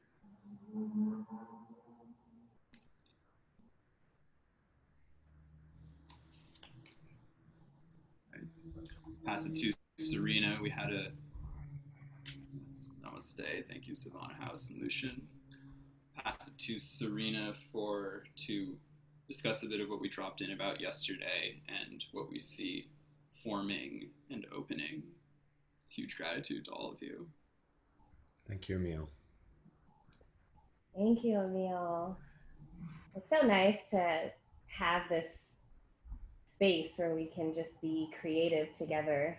And yesterday evening, after we had some time to kind of let things process about what we talked about, we kind of came up with a few common denominators about our conversations. And one of those that we were deeply hearing is almost like a pendulum oscillating between the space, the actual space of the mobile unit and what that is, to the content. And that being that the space dictates the content and the content dictates the space. So visually, we were seeing this pattern in our conversation. And another thing we noticed was the desire to really think big about the possibility in terms of funding the concept and, you know, really making something come alive. But our attention was very much focused on the solar aspect of the project versus the actual the creativity, the art, the part where the passion comes through. And so something that Emil and I were really, you know, hoping to be in alignment together with today is for us to not really focus on like what's not going to work and why it's not going to work and go into the theories of, you know, this has been done before, this has not been done before, or whatever it might be, but really come back to the intention of the project and worry about the funding and those things as that comes, because we're right now just trying to put some pieces together. And I personally, being sort of an optimistic person, have recognized that being overly optimistic has never gone wrong. So even if we fall short of what we're thinking, it's okay, because we will get somewhere with it if we trust in the situation and trust in the emergence of our creativity collectively. So this is something that I really, you know, wanted to kind of hit the nail with today in terms of setting the intention for the group, is that if we worry about what's fundable and what's not, and what concept and all these different things versus the really good idea of this oscillation of the mobile unit being one of the focuses and the space dictating the content and the content dictating the space, this means that there's several branches that we can execute today on this, meaning that we came up collectively with 3 or 4 different use cases of what this mobile unit could look like. And yes, the space of what that is dictates what the content will be. But instead of being wrapped around what that actual physical thing is, let's brainstorm what the content looks like. Let's back into it with each use case. And there were so many good ideas that came out of yesterday's call. Lucinda, you were talking about scaping, and your idea on paper is so articulate with this ticketed immersive experience, right? So let's take that as a use case and tie it to what that physical space would like to be manifested as, and brainstorm what that actual content would look like. So when me and Emil went through this yesterday, with each of the use cases, we went on all kinds of really beautiful tangents that came to recognize that we also know of other sound healers right now that are doing this immersive technology-based experience that we could maybe derive inspiration from and maybe involve. And so we wanted to bring up to the group 2 specific sound healers that are already kind of doing this one use case, right? There's many, but that's a branch. So kind of backing up from that branch, the other use cases that we had were, you know, someone who has a different modality of being a live healer and what that stream of content would look like. The other use case we had was Lucian's, you know, desire to make these unified planet portals have the ability for people to come in and check in and look at the game from the different aspects, or maybe they're uploading into a virtual reality game or whatever it might be. What does that use case and content actually look like? So instead of, you know, like wanting us to focus on the whole picture, I really want to drill down and focus on one concept and brainstorm it so that we can see the different avenues and paths that we can really take with it. Does that make sense? I think that's such a clear invitation, Serena. Thank you for stating that. I think it's the kind of the culture of the guild as well. You know, invite everyone to look at those rules of the game, and like take them in the same way as you take Burning Man principles. You know, you could call them principles of the game, but rule number 7 is surrender limiting beliefs. So as we come in here, like we recognize, okay, that doesn't mean don't be pragmatic, but like recognize that as the Unified Planet, like Sound Portal Guild, we can you know, name what's needed and let's go manifest that. Once we create like success stories where people can fund small projects and they get like they can show the impact, the ROI of those projects, it's going to be really easy as a conveyor belt to bring more and more funding in. So I think getting like, we wanted to connect. I think it would be a good thing for Shane, you to introduce something that you're going to talk about, the Shamanka, introduce that here to the Sound Portal Guild, because that could be a particular like theme area and a good way for us to connect the Sound Technology Guild and the Sound Portal Guild. But this is like a beautiful example of an epic project. Would you like me to share that now, or you want me to wait? I think it'd be useful just to put that in the mix and then Serena back to you. But it's sure. good. I'll make it quick just to not take up too much of the time. So in the discussion from the sound technology combo I was having with everybody that was involved, one of the ultimate goals behind a lot of the initiatives that I'm working on is to essentially create a Burning Man Arcar that is for sound healing, that is to the level and degree of the Mayan warrior. It would, when I asked Spirit what it should be called, the name that Spirit blurted out was Shamanka, which is essentially female shaman in different derivatives of cultures. And essentially what it will become is a marketing arm of the other facilitation points, from like the robotic arms to the wellness centers and all this kind of stuff, which would essentially be a mobile unit that, you know, basically gets us to alleviate the distinguishable layers between reverence and play in sound, so that we can still do sound healing and we can still have DJs and like music and people can dance and like all this kind of stuff. So it marries the two together. And then adopting similarly the same model that that Mayan Warrior has done, with taking the mobile unit like pretty much all over the planet and creating community and you know, opportunities and experiences through it. And then what else? Yeah, I mean, there's way more to it, but that's kind of the synopsis of it. So. This is awesome, and I was just seeing this, like, I love the notion of if the Mayan warrior is masculine, like those of us that know Burning Man know Mayan warrior. huge, enormous following, and actually a very successful kind of like cooperative movement in its own right.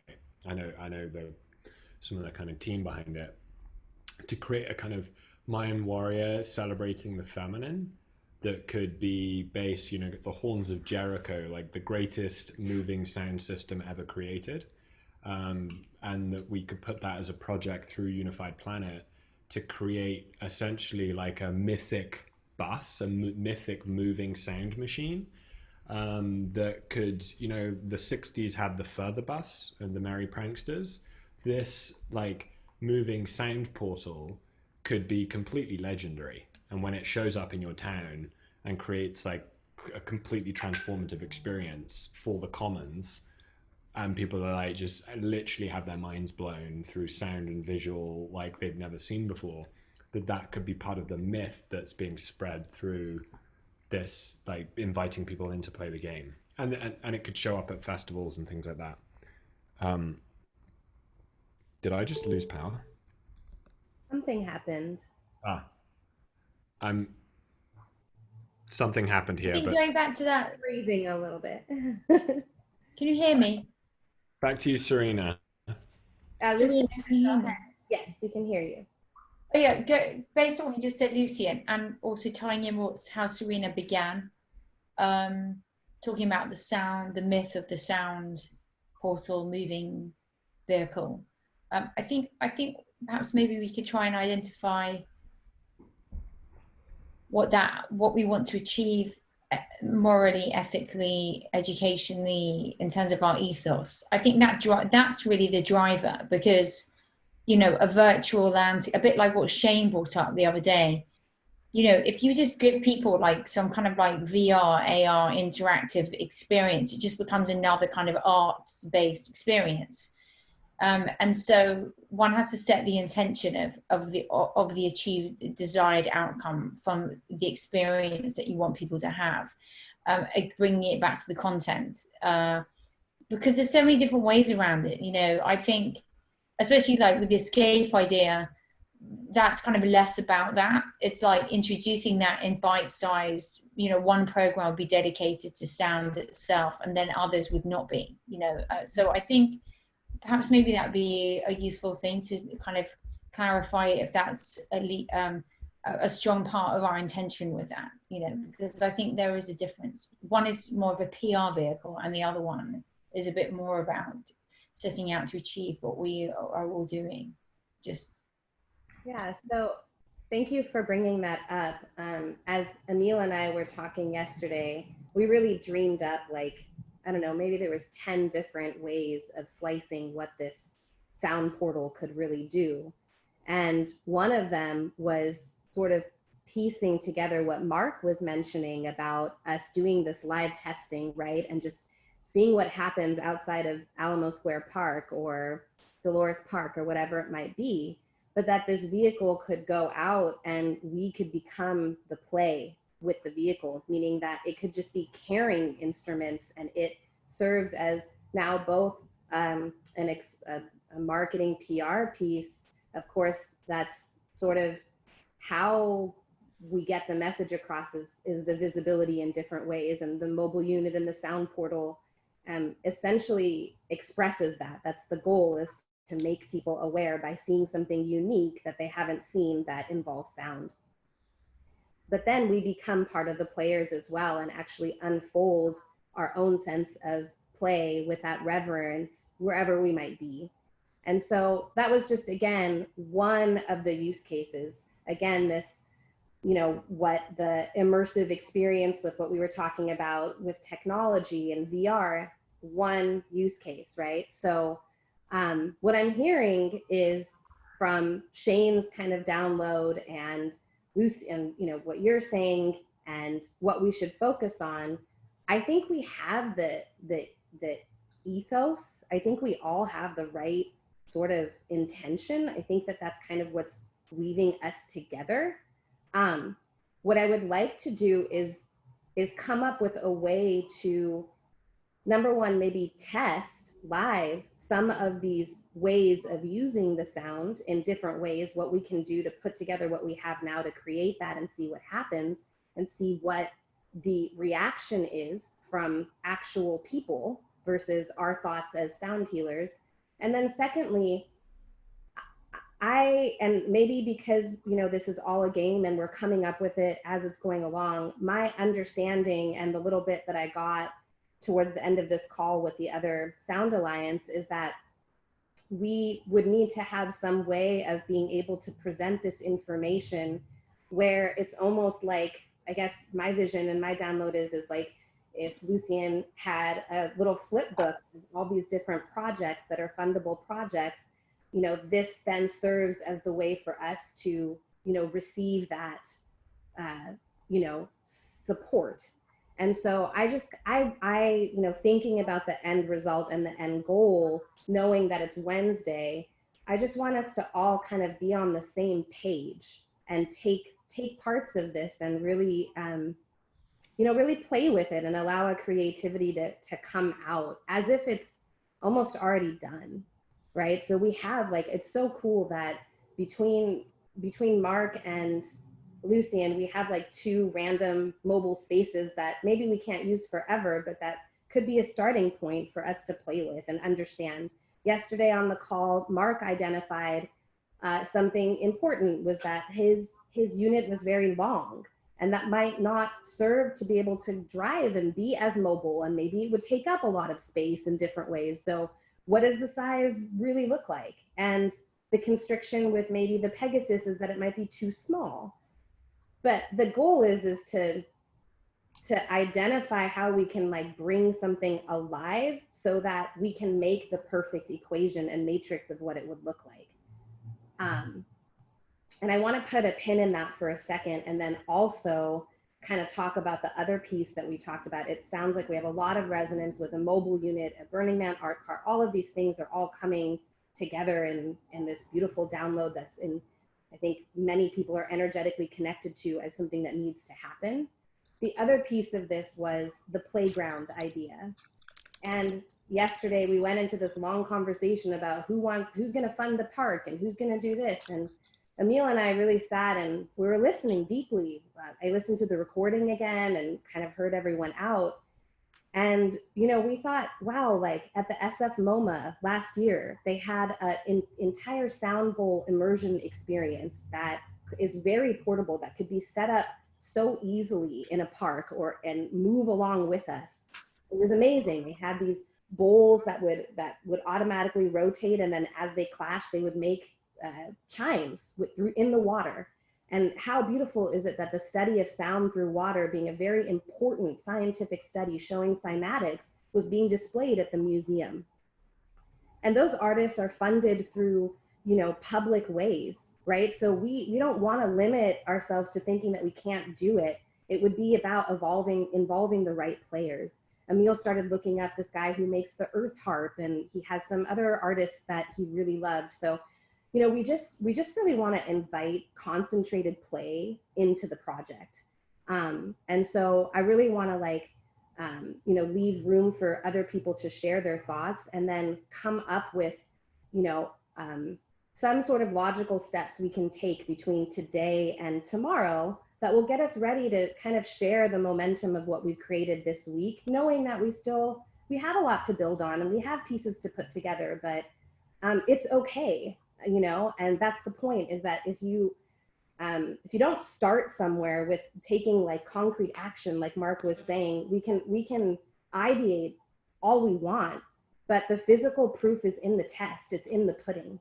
And somebody once told me that everything in life is a test, it's a kitchen experiment. It's literally an experiment. Even this right now, as Lucian was illustrating, is a big experiment, right? But if we don't try to play with the spices in our kitchen, we never know. So I really was feeling that deeply, that, you know, hey, let's not focus on the whole big project, but let's just focus on, you know, what is a small piece that we can take away? If I was going to make a one-pager document that had a summary and a mission statement and explained that we see many use cases, maybe we pick the top 2 or 3 and outline those branches a little bit. But what does it look like when someone is reviewing this almost as a resume to say, yes, I want to endorse this project. I see the passion, because the passion is what's going to come out the most. Mm-hmm. So, and Lucian and Savannah House, please, I am just looking at the end goal of what you guys have asked for from the beginning of the week in terms of presenting on Friday. And I could be wrong from what my perception of what is needed to move the project forward. So please, feel free to jump in and let us know, what it is that we need to have to go into the Sprout phase prepared. Well, that really is a wrap up of the Sprout page. Sprout, Blossom is really defining more and preparing it more for like actual funders, and Harvest is really going to the funding. So Sprout really is like getting down to this few ideas and coordinating what a short presentation would be for Friday, which just launched this is into further ideation and like refining in the Blossom stage. It's where it really flowers and becomes the thing that we're then going to go to funders and say, this is what we're looking for. Great. So we have time, which is awesome. Right? Because remember, we have an off week too to kind of keep talking it through, and then we get to Blossom. So it can feel rushed, and food was doing that with us too. Like you start to, when you're taking in so many ideas and there's so much ideation, it can start to get a little overwhelming. But I encourage us just to kind of continue the process and to refine. Back to what you're saying about the long airstream or the little tab, like those are prototypes that we can definitely just have both and say like this is what we're looking for this is what we're looking for that, and then we're going to get solid feedback through that presentation, and then go back and Blossom and say, okay, this is what we've learned, this is what we need to turn it into. I feel like that's all, like those two prototypes are what's going to help lead to the big art car. Yeah. And then those smaller sound experiences are going to help lead to the larger ones, like the immersive thing at Soma and all the rest. Like all this is going to keep, from what I've seen from starting this from like dinners in the beginning, it's ever evolving, and it just like, from my perspective, I can easily see the snowball of momentum. So I don't want anybody to get like too much pressure on them of like, oh my God, Friday, I got to have this thing and be so ready. Like it'll all come together. And that's where we can really come in and support. That's where Lucian's extremely talented, and we all here have experience in like what it kind of needs to look like. So when we come back tomorrow, we can do, I spoke about this on the call earlier, like we'll go through and review like where we're at with all of them, piece it all together. So you're gonna have a lot of support in that regard. Awesome. Thank you for that. And everyone, I appreciate you guys holding space for me to share that, because Ayurvedically, what that was for me is my pitta coming out, my intensity, my fire energy.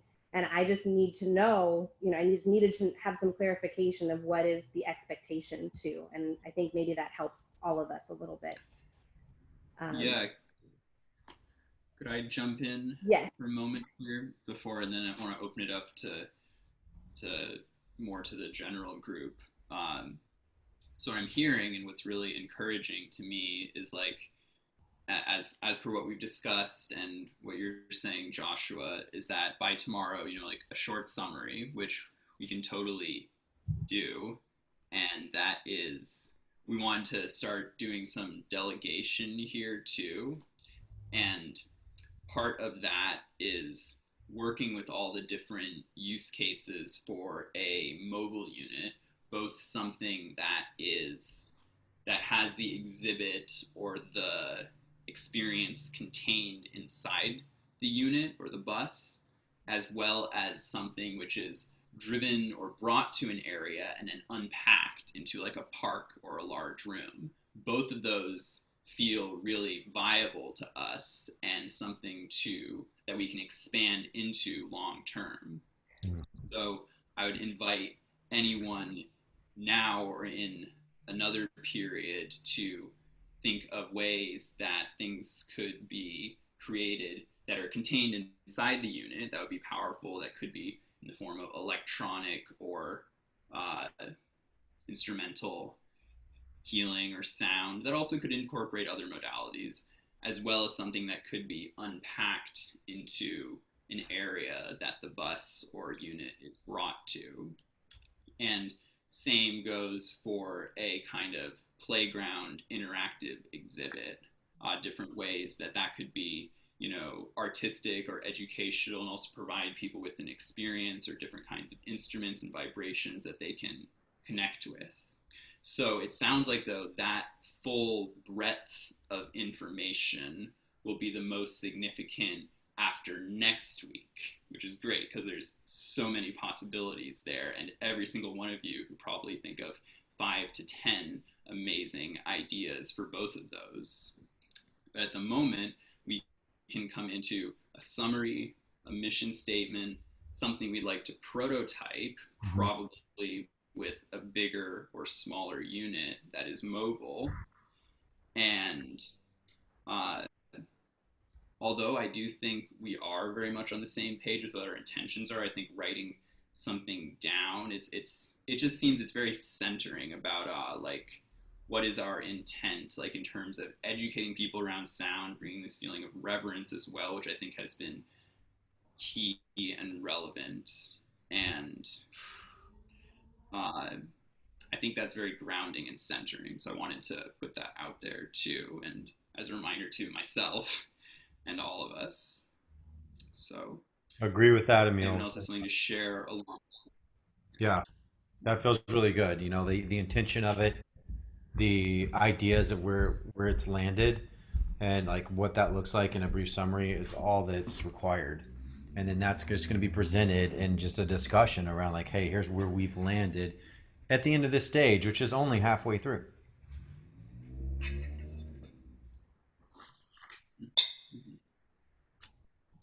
Does anybody else want to share anything that they're thinking?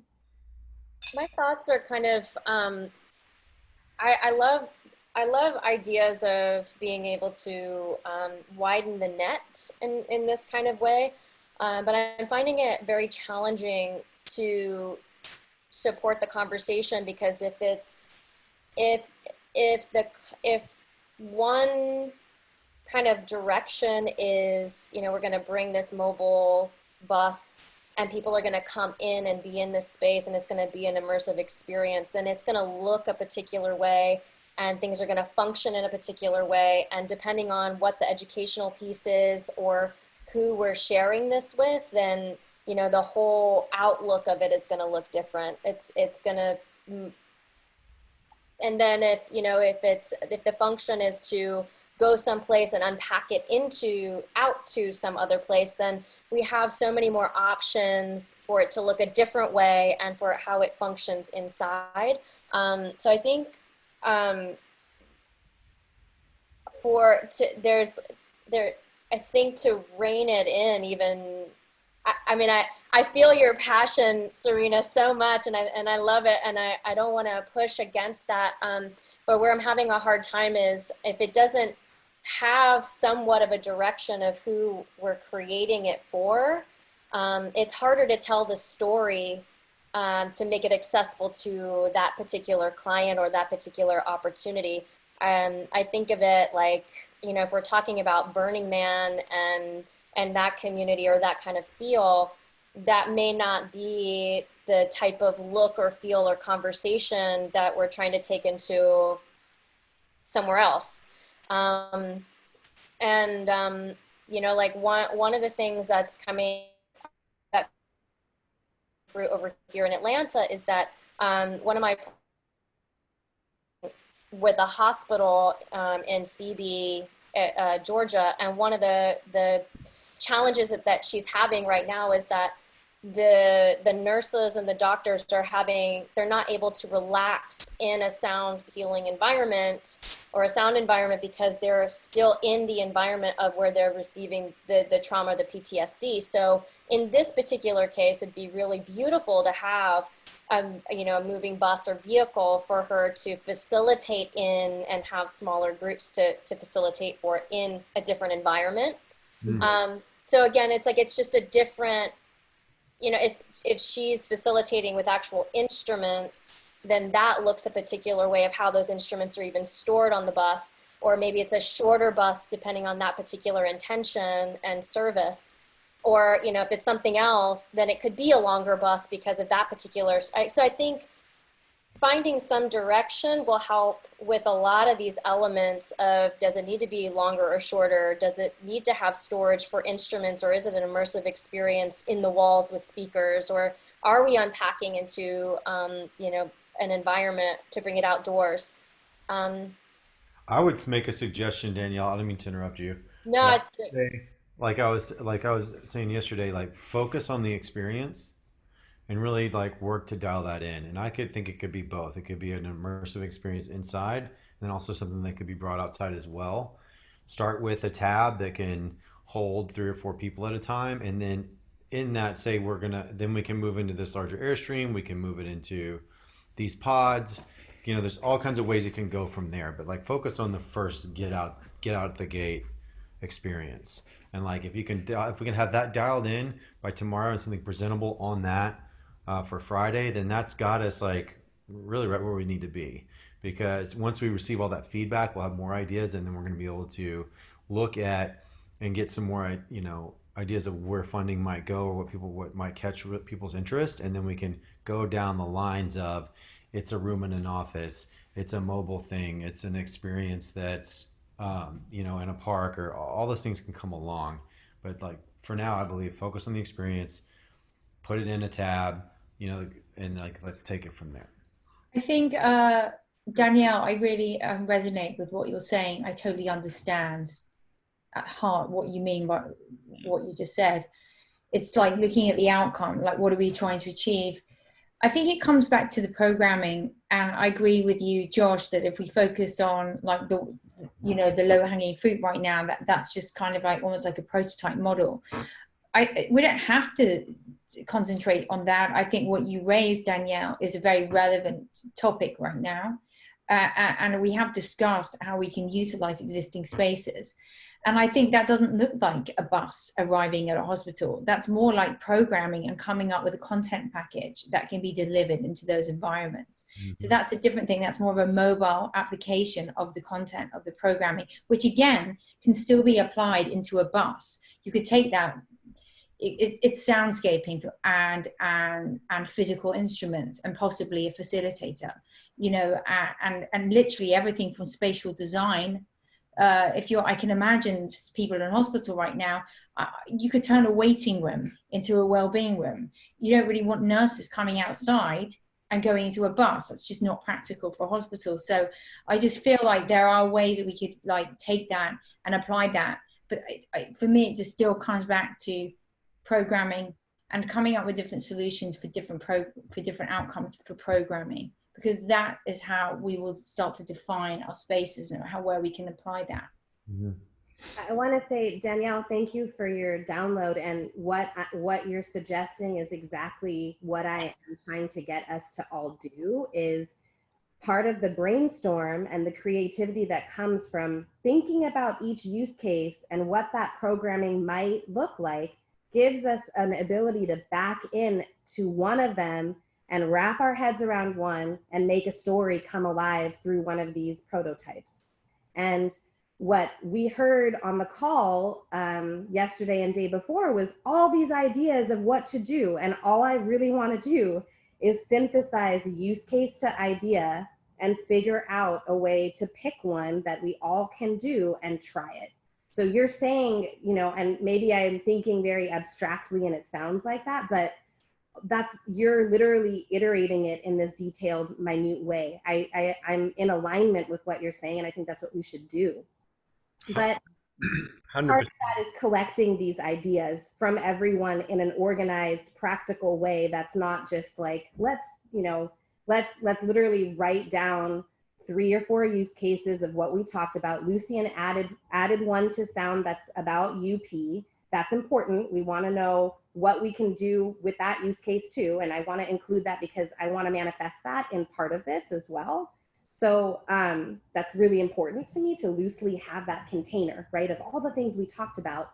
But now if someone could, I think Lucian shared another document just now up in the chat, but if someone could, you know, talk about the different use cases we've talked about and literally write down one, and then let's brainstorm, let's talk about that idea. So one of them being, you know, like if we don't want to start with the virtual reality one or whatever it is, like let's have someone on this call pick a use case and let's all together just collectively use our intelligence to come up with the ideas and then move on to the next one. Does that make sense? I think, Yeah. Serena, that makes total sense for this stage. Remember, this is Sprout. I'm really trying to like not like go like Yeah, if you think of yourself as like we've been through seed, the seed is sprouting. Typically, a sprouting seed has like one point, one direction. yeah.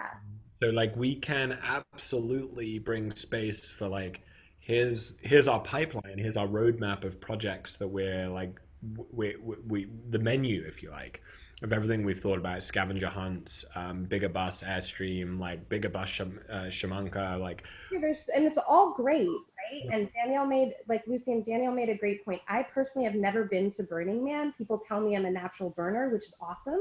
I feel the energy, but I don't know the terminology you guys were talking about when you said some of that because I've never experienced that. But I would love to know, and maybe part of the education piece is the story around that, so that people are just like me who haven't been and maybe don't know what that is could learn something, well, right? truly, and this is where the cross pollination is happening. So we've just invited Christopher Breedlove, who runs Burners Without Borders, to dinner on Thursday, and Marion, who's the CEO of Burning Man.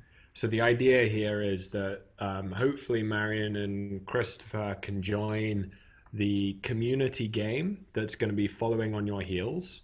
And so as these models come in, you know, Burning Man, for example, is going to be thinking about how can it transform itself from a once a year experience into a multiverse of experiences all the time, and that's where Unified Planet can be like, here's the solution. Right. So like we're going to get that cross pollination, and so I think in the presentation for Friday, we go and say, here's our first, you know, here's the first case, and it's like this is how much money's needed. We don't even need to get to that point, to be honest, yet. That goes in harvest stage. But if you have that point, you can kind of show that this is a going concern. And a list of the other projects, and you can highlight that. And that's like, we've got 10 minutes to synthesize it. So, Dominic. Yeah. Oh, yeah, thank you. I missed the call yesterday, so I hope I'm not repeating anything that was already brainstormed. And I'm just loving how this is beautifully gelling together. Sort of just touching on a bit of what everyone said, and just maybe putting out a first idea to brainstorm. Having also talked to Mark, had a great conversation with him yesterday around the technology and what he's got and what can be done. I have a vision that is, so my vision of sound healing is being brought into schools and underserved communities. And places of, you know, mental health care, first responders. This is where I see it as the front line of where it's needed first. I want to team with you on that, Dominic. Just want to jump into that. So keep going. Yeah, brilliant. And I think all of us share that. And this goes back to really where Shane started in the very beginning, the very first call we all had. I was so happy that he added in there. We always have to have a lens of, let's make sure this gets to everyone, even if it's something so different, strange. Why are we getting this in our community, that we push to try and bring it to the areas where there's trauma, where there's PTSD.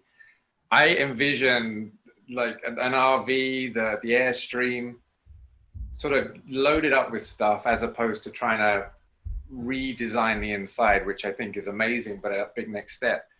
Pulling into a school or several schools over a day, having an outside immersive experience, having an inside, whether that's a sound bath.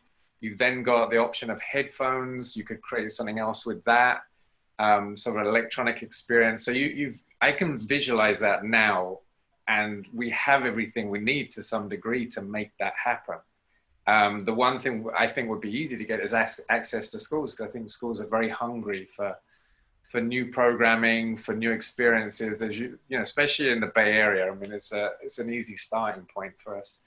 So that, for me, that feels like it combines a lot of stuff, and it is a low hanging fruit for us that we could have that. So that's what I can visualize. You know, the class getting super excited. The sound bus is in town. It's sort of rolling in, and it's a beautiful experience. They get excited. It's a teachable thing. And we can build on that, like, however we want to, but, you know, it just feels like a way we can do that immediately. So I just wanted to share that. And I feel like the build on that, Dominic, is the school is so inspired and has such an incredible experience. Now they want a permanent space. And we're coming behind and creating a sound space for them. And then we're Yeah. taking them to the hospitals and the office buildings and like all of it. That's what's the power of that mobile experience, and to the public in parks and all the rest. Yeah. But So it's getting that experience right. And we can design it in such a way, because we've got Pegasus, and fortunately I accept stars. Ding, ding, ding, ding, ding, ding, ding, ding, ding, ding, ding. Sorry. I just had an insight earlier, like 2 stars a minute. Everyone's making 2 stars a minute that are part of this. And it's like ding, ding, ding, you know, it's like, and then we can give our stars away. That's, it works. So Pegasus will be, you know, it'll be parked just here on Alamo Square. So anyone that's part of the Alliance can check in, and can go take Pegasus, like, and go and take a, you know, so Dom, you can just like rent a, you know, a trailer. Lucinda, you could, whatever the experience is, pick up Pegasus, take it to a school, take it to a hospital, check it in, and like that be something that's part of our co-creation as a group of people. Imagine then if we have these sound portals. I say Pegasus just because that's her name, the name of the trailer. Just by the way, it's like Pegasus is pulled by TARDIS, the time traveling Tesla.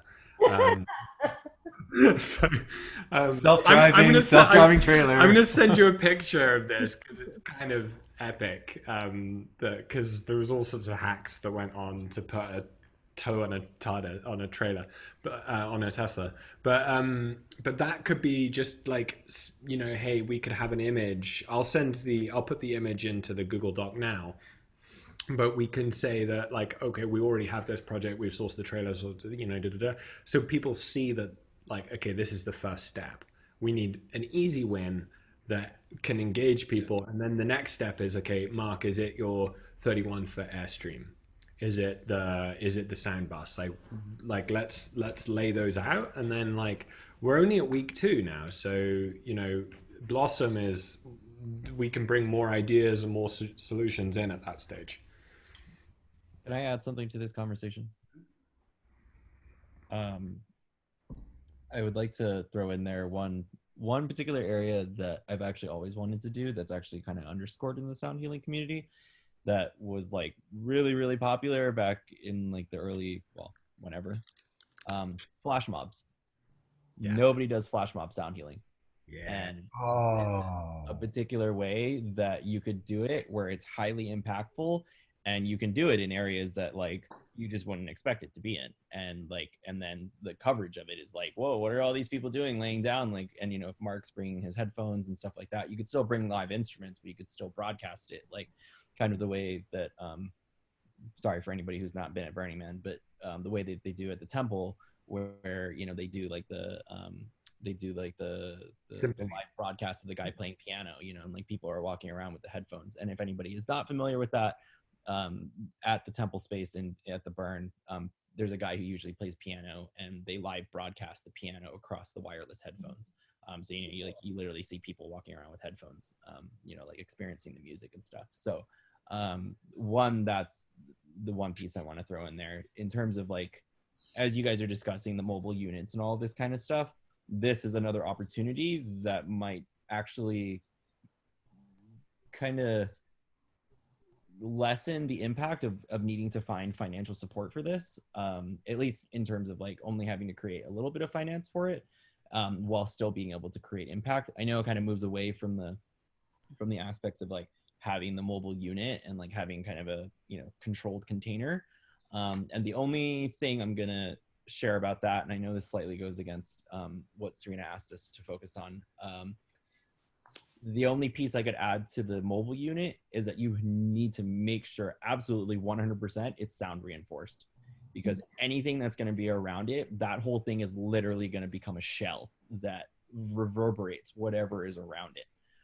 It doesn't matter whatever material it is, whether it's a bus, whether it's the Airstream. I mean, I've slept in the Airstream, so like whenever cars pass by, it literally feels like the whole thing is rocking. So and I mean, you know, I'm fine with it, but soundproof. Yeah, what a cool project to like do. Invite. Yeah, could I? What's what I'm hearing right now in our collective collective intelligence is there's a lot of good ideas, and like you just brought another one, Shane, about a flash mob, and I really resonate, Danielle, with what you said about like an isolated kind of more controlled experience. Well, part of what you said. But I'm hearing that we need like one thing, one prototype, so to speak, which we can all get around and start creating pretty quickly and provide something pretty powerful and beautiful. And that thing implies all the other stuff. And we have, you know, like almost like one-liners describing all the other different kinds, both in the mobile category and also like as something like, oh, if you like this, like we can have this permanently at your hospitals or school. I really like that too. So what we're coming around it seems like it's some sort of simple mobile unit that either we bring people in to or bring people out of, or bring things out of. And as you were saying, Danielle, again, that's two pretty different things and defines very much the actual physical steps we take. But also that is a pretty clear thing to focus around more so, and taking into consideration how powerful of an experience we can create, because yeah, I do know that the space you're in as a sound healer defines so much the depth of the experience. And being inside something that we create with soundproofing or in a parking lot so it's not right on the road, like Shane was saying, and everything's vibrating, like then we know we're bringing people in and they're going to have a nice, quiet, powerful, and intimate experience.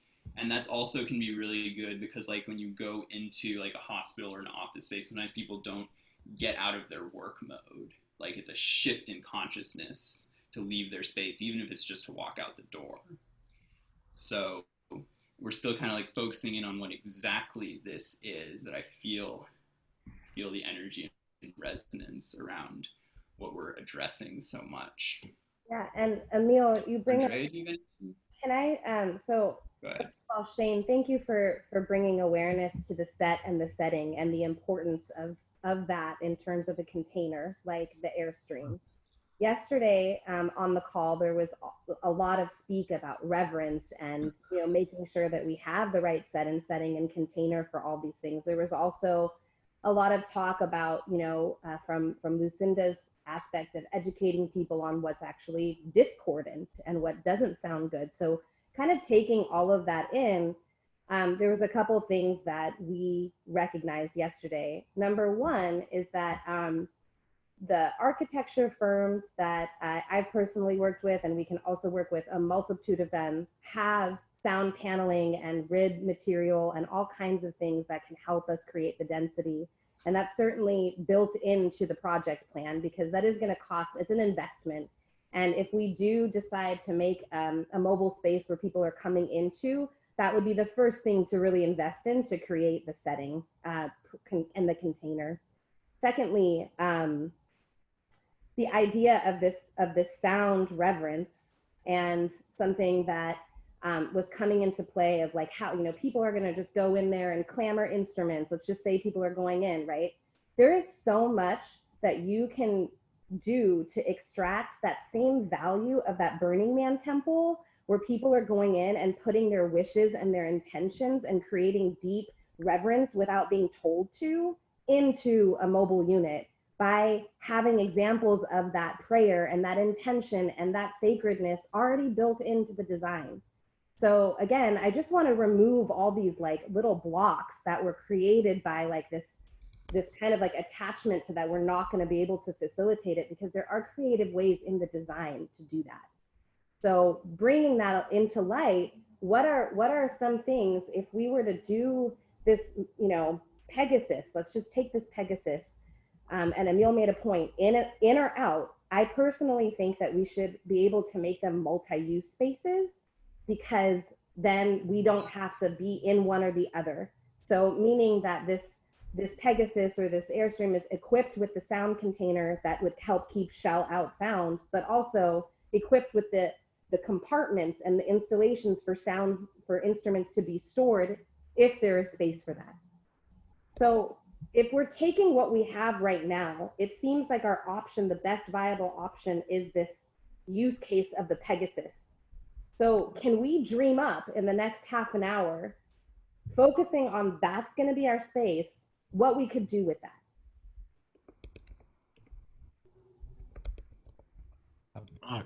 How big is the Pegasus? It's Go ahead, Mark. I can find.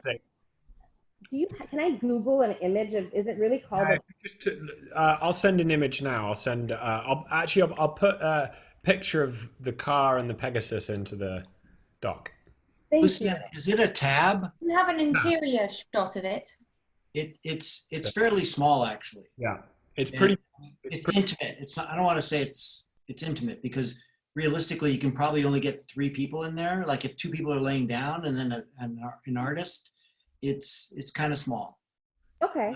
That's nice for a small intimate setting, but in that same Pegasus, the tab, it can get around and go to different places, but you can also pack in equipment, and actually it could serve 2 roles. It could be inside outside being maybe 2 people at a time, but you could also have enough equipment to pull it outside and then do something exterior, on the exterior, because I think that would be the most effective way to impact the most number of people, is to do plan on more outside stuff. And Well, given in coronavirus time right now, I don't know if we're allowed to gather at all. Well, that's the other point I wanted to make about like inside spaces. If we were creating a confined space, and it doesn't matter if it's Pegasus or my Airstream, where people are going to be a little bit resistant walking into a smaller space with other people. They're going to be like, but I think everybody's starting to get really comfortable with being outside. So maybe until things shift and people start getting more comfortable with being outside, which won't take very long. Again, per example of like last weekend and this coming weekend as well, at Golden Gate Park, people can't fucking get enough sun, outdoor experience in a park or wherever. So, and that's one place that like, even if it's somewhere, well, look at all the organic spaces that are in San Francisco, those of us who are here. And then we have to figure out something, because I'm trying to put it all together. I know, Danielle, you're in Atlanta. I mean, you're in Georgia? Yeah, I'm in Georgia. But I can already think of several outdoor spaces that are really close to me. I can pull a wagon to. Yeah, and if you have local people with you, start doing the flash mob stuff. I think it's about building connection and community, and start building a brand. If it's the Sound Portal, then that we just got to start off small, and as it starts to expand, and then come up with some fixed spaces, and then solutions to install in different places. But I'm looking, personally, in my personal opinion, I think that getting anything installed in a location this year is going to be kind of challenging. But the mobile stuff is where I would throw my weight and energy, because that can go really anywhere. And if resources are going to be spent somewhere, and I have no investment in it being in my Airstream at all, because I mean, I'm doing my own jam with it anyway, but I'm happy to help set something up like that. If it's setting up the tab, it wouldn't need, I don't feel it would need any amplification in it, because all the natural sounds from the acoustics or the voices would be enough to handle that size space, because it's probably like an 8-foot square space, 6 foot deep, 8 foot deep, 8 foot wide, and then maybe 7 feet tall. I've been in one, my neighbor has one, so I look at it all the time. I'm like, I can't stand up in it, is just to give you an idea of it. It's kind of, can you stand in yours, Lucian? Yeah, you can stand up, but there's not a lot of headroom. And with that hat on, you're not going to be able to stand up in it. Yeah. It's this is a small pod. It's like I think I bought it for 11 grand. And it's a trailer that you don't need a special car. Like you can go up behind any car. So we could take it to Burning Man and things like that. So we could do something fairly quickly with, even if it's just rolling up with a Suburban with equipment and supporting, like I'm looking at, Andrea, do you play an instrument as well? I play violin, and I learned sound bowls about 5 years ago. everybody I'm looking at on the screen right now, except for maybe Lucienne and myself, you guys are all sound healers. I'm just like, yeah, I could take any one of you or all of you and set up a space that where you could work your magic. So that's the way I'm looking at it from the promoter side. I don't play. Actually, I guess I am a sound healer. I can do the Koji chimes. Those are the only things I can do. Koji chimes. That's it. So I would love to support and see any of you in wherever you are, and especially since we're in the Bay Area, I can grab 1, 2, 3, 4 of you for sure and do something with you, because that's where my strength is wanting to bring you in front of other people. And again, I'm not in this for any resources. I'm in it because I want to bring more healing to people, which we fucking need right now. And then of course, setting up a model for where then it can be monetized down the road or supported, through the Sound Portal, which is, in Lucienne and the Savannah House's wheelhouse. I want to help you guys get out there. Yeah. So one thing I'm seeing is what we want is some kind of prototype or mobile unit that is inspiring enough that we can fund more immersive mobile units that have more instruments or have enough space to bring people in. So what is something that is basically defined enough that is it enough to just put a bunch of sound healing instruments and cool sound toys inside of a trailer and take it around to various places, film it, show a lot of people having a good time, and say, okay, will you fund us to refurbish, or will you donate an Airstream so that we can make this even cooler and more expansive? Is that enough? Or do we need to more already modify what we have already to make it more distinct? Because I'm not sure. I'm curious what other people feel about that. I think there needs to be some design to it that says a message or tells a message. And I don't know what that looks like necessarily off the top of my head, but I do think there needs to be a little bit more meat there. I do think that people will be surprised, and that element of, whoa, what is this, will happen organically. And also, I really like the idea that Mark had yesterday about the headsets and having that be part of the kind of fabric of how we are able to connect with people directly that are in the field or the space that we're playing in, so that there's an invitation of something that they can actually attach to of the experience almost immediately. So that's what I have in terms of top of mind thoughts. Yes, Andrea, exactly. If I could just add something as well. Thank you, Serena, and Mark, definitely. I share your vision with that. I think current situation or post-COVID, whatever that might look like, we're going to be out and about. At least we know in California, that's a gift we have of how many sort of spaces and places we can go to. And I've always been into setting up something renegade, whether it's a sound system, it's just the best way for me to experience, whether that's daytime, nighttime, whatever.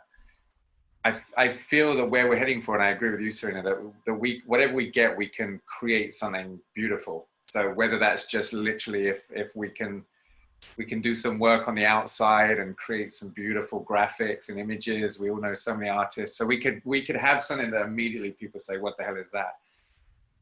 I personally, my car can only fit so much sound equipment in, and when you start loading up loads of bowls and you want to keep them protected, and I know everyone's experienced this, to have something bigger with more options. So one of the biggest things that I was researching was a platform, because if you try and go outside and set up bowls on grass, it better be really flat, really well, mowed. So any kind of staging. So I know they do these fold up staging platforms that you can adjust the legs so you can get something level. I think that's a big one in terms of the comfort of the practitioner. But it just gives us that many more options, whether it's taking gongs, bowls. It's just part of it's the space, part of it's because it just needs one person or two people to do that and set up. And if you're setting up there and then, and again, I know everyone will know this, carrying equipment into buildings and, you know, and setting up and all of that, that's another major factor as well. But I think if you've got funding at the very minimum for a practitioner to go into a space and be paid for their time, that's probably one of the biggest fundings, because most people have got equipment. You know, we sound like we've got all the setup that we could get together to make this happen. And I keep wanting to do this at Lake Merritt. The biggest stumbling block for me was, I know where I want to do it, but I didn't have the money to buy a $500 platform just for that. So those are some of the things I've been sort of thinking about with that. And then the next iteration is like, wow, there's this sound thing going around, and they're doing these pop-up, like, amazing sound experiences. We're building on that. You know, what happens when we get the next money in? Well, then we start to look at the design side and what kind of, you know, mobile unit do we need or can we afford to facilitate something bigger? And I know RVs are expensive, so you might have to start thinking out the box in terms of some kind of container truck, or, you know, and that, I know that's come up as well, which you can soundproof a lot easier, and you've got, you know, a big space to do what you want with. Yeah. Yeah, I agree, Dom. Thank you for all of that and your insight. And I do think that some of maybe the element of what's on the outside, like Lucinda is saying, there's got to be, you know, maybe an outward facing sound, or there's some play on these ideas that we could use, but maybe some of the messaging that's coming from the Sound Alliance and coming from the other groups is partly weaved into our messaging in this first prototype of the car, because then we're synthesizing kind of all of our collective energy into one of the projects, which is actually serving as both an arm for sound experience and sound exposure, and using everyone's unified language and unified theme to put somehow into this little space that we can work with now.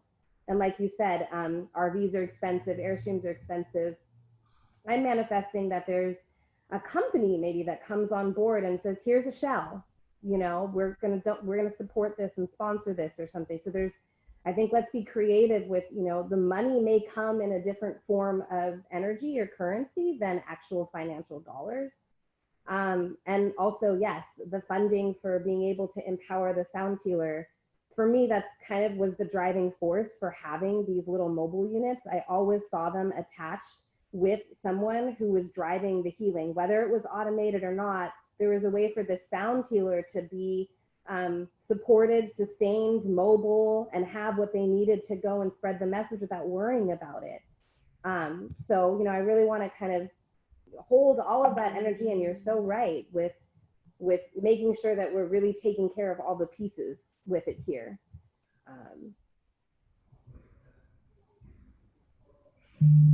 From what I'm hearing of the whole experience, I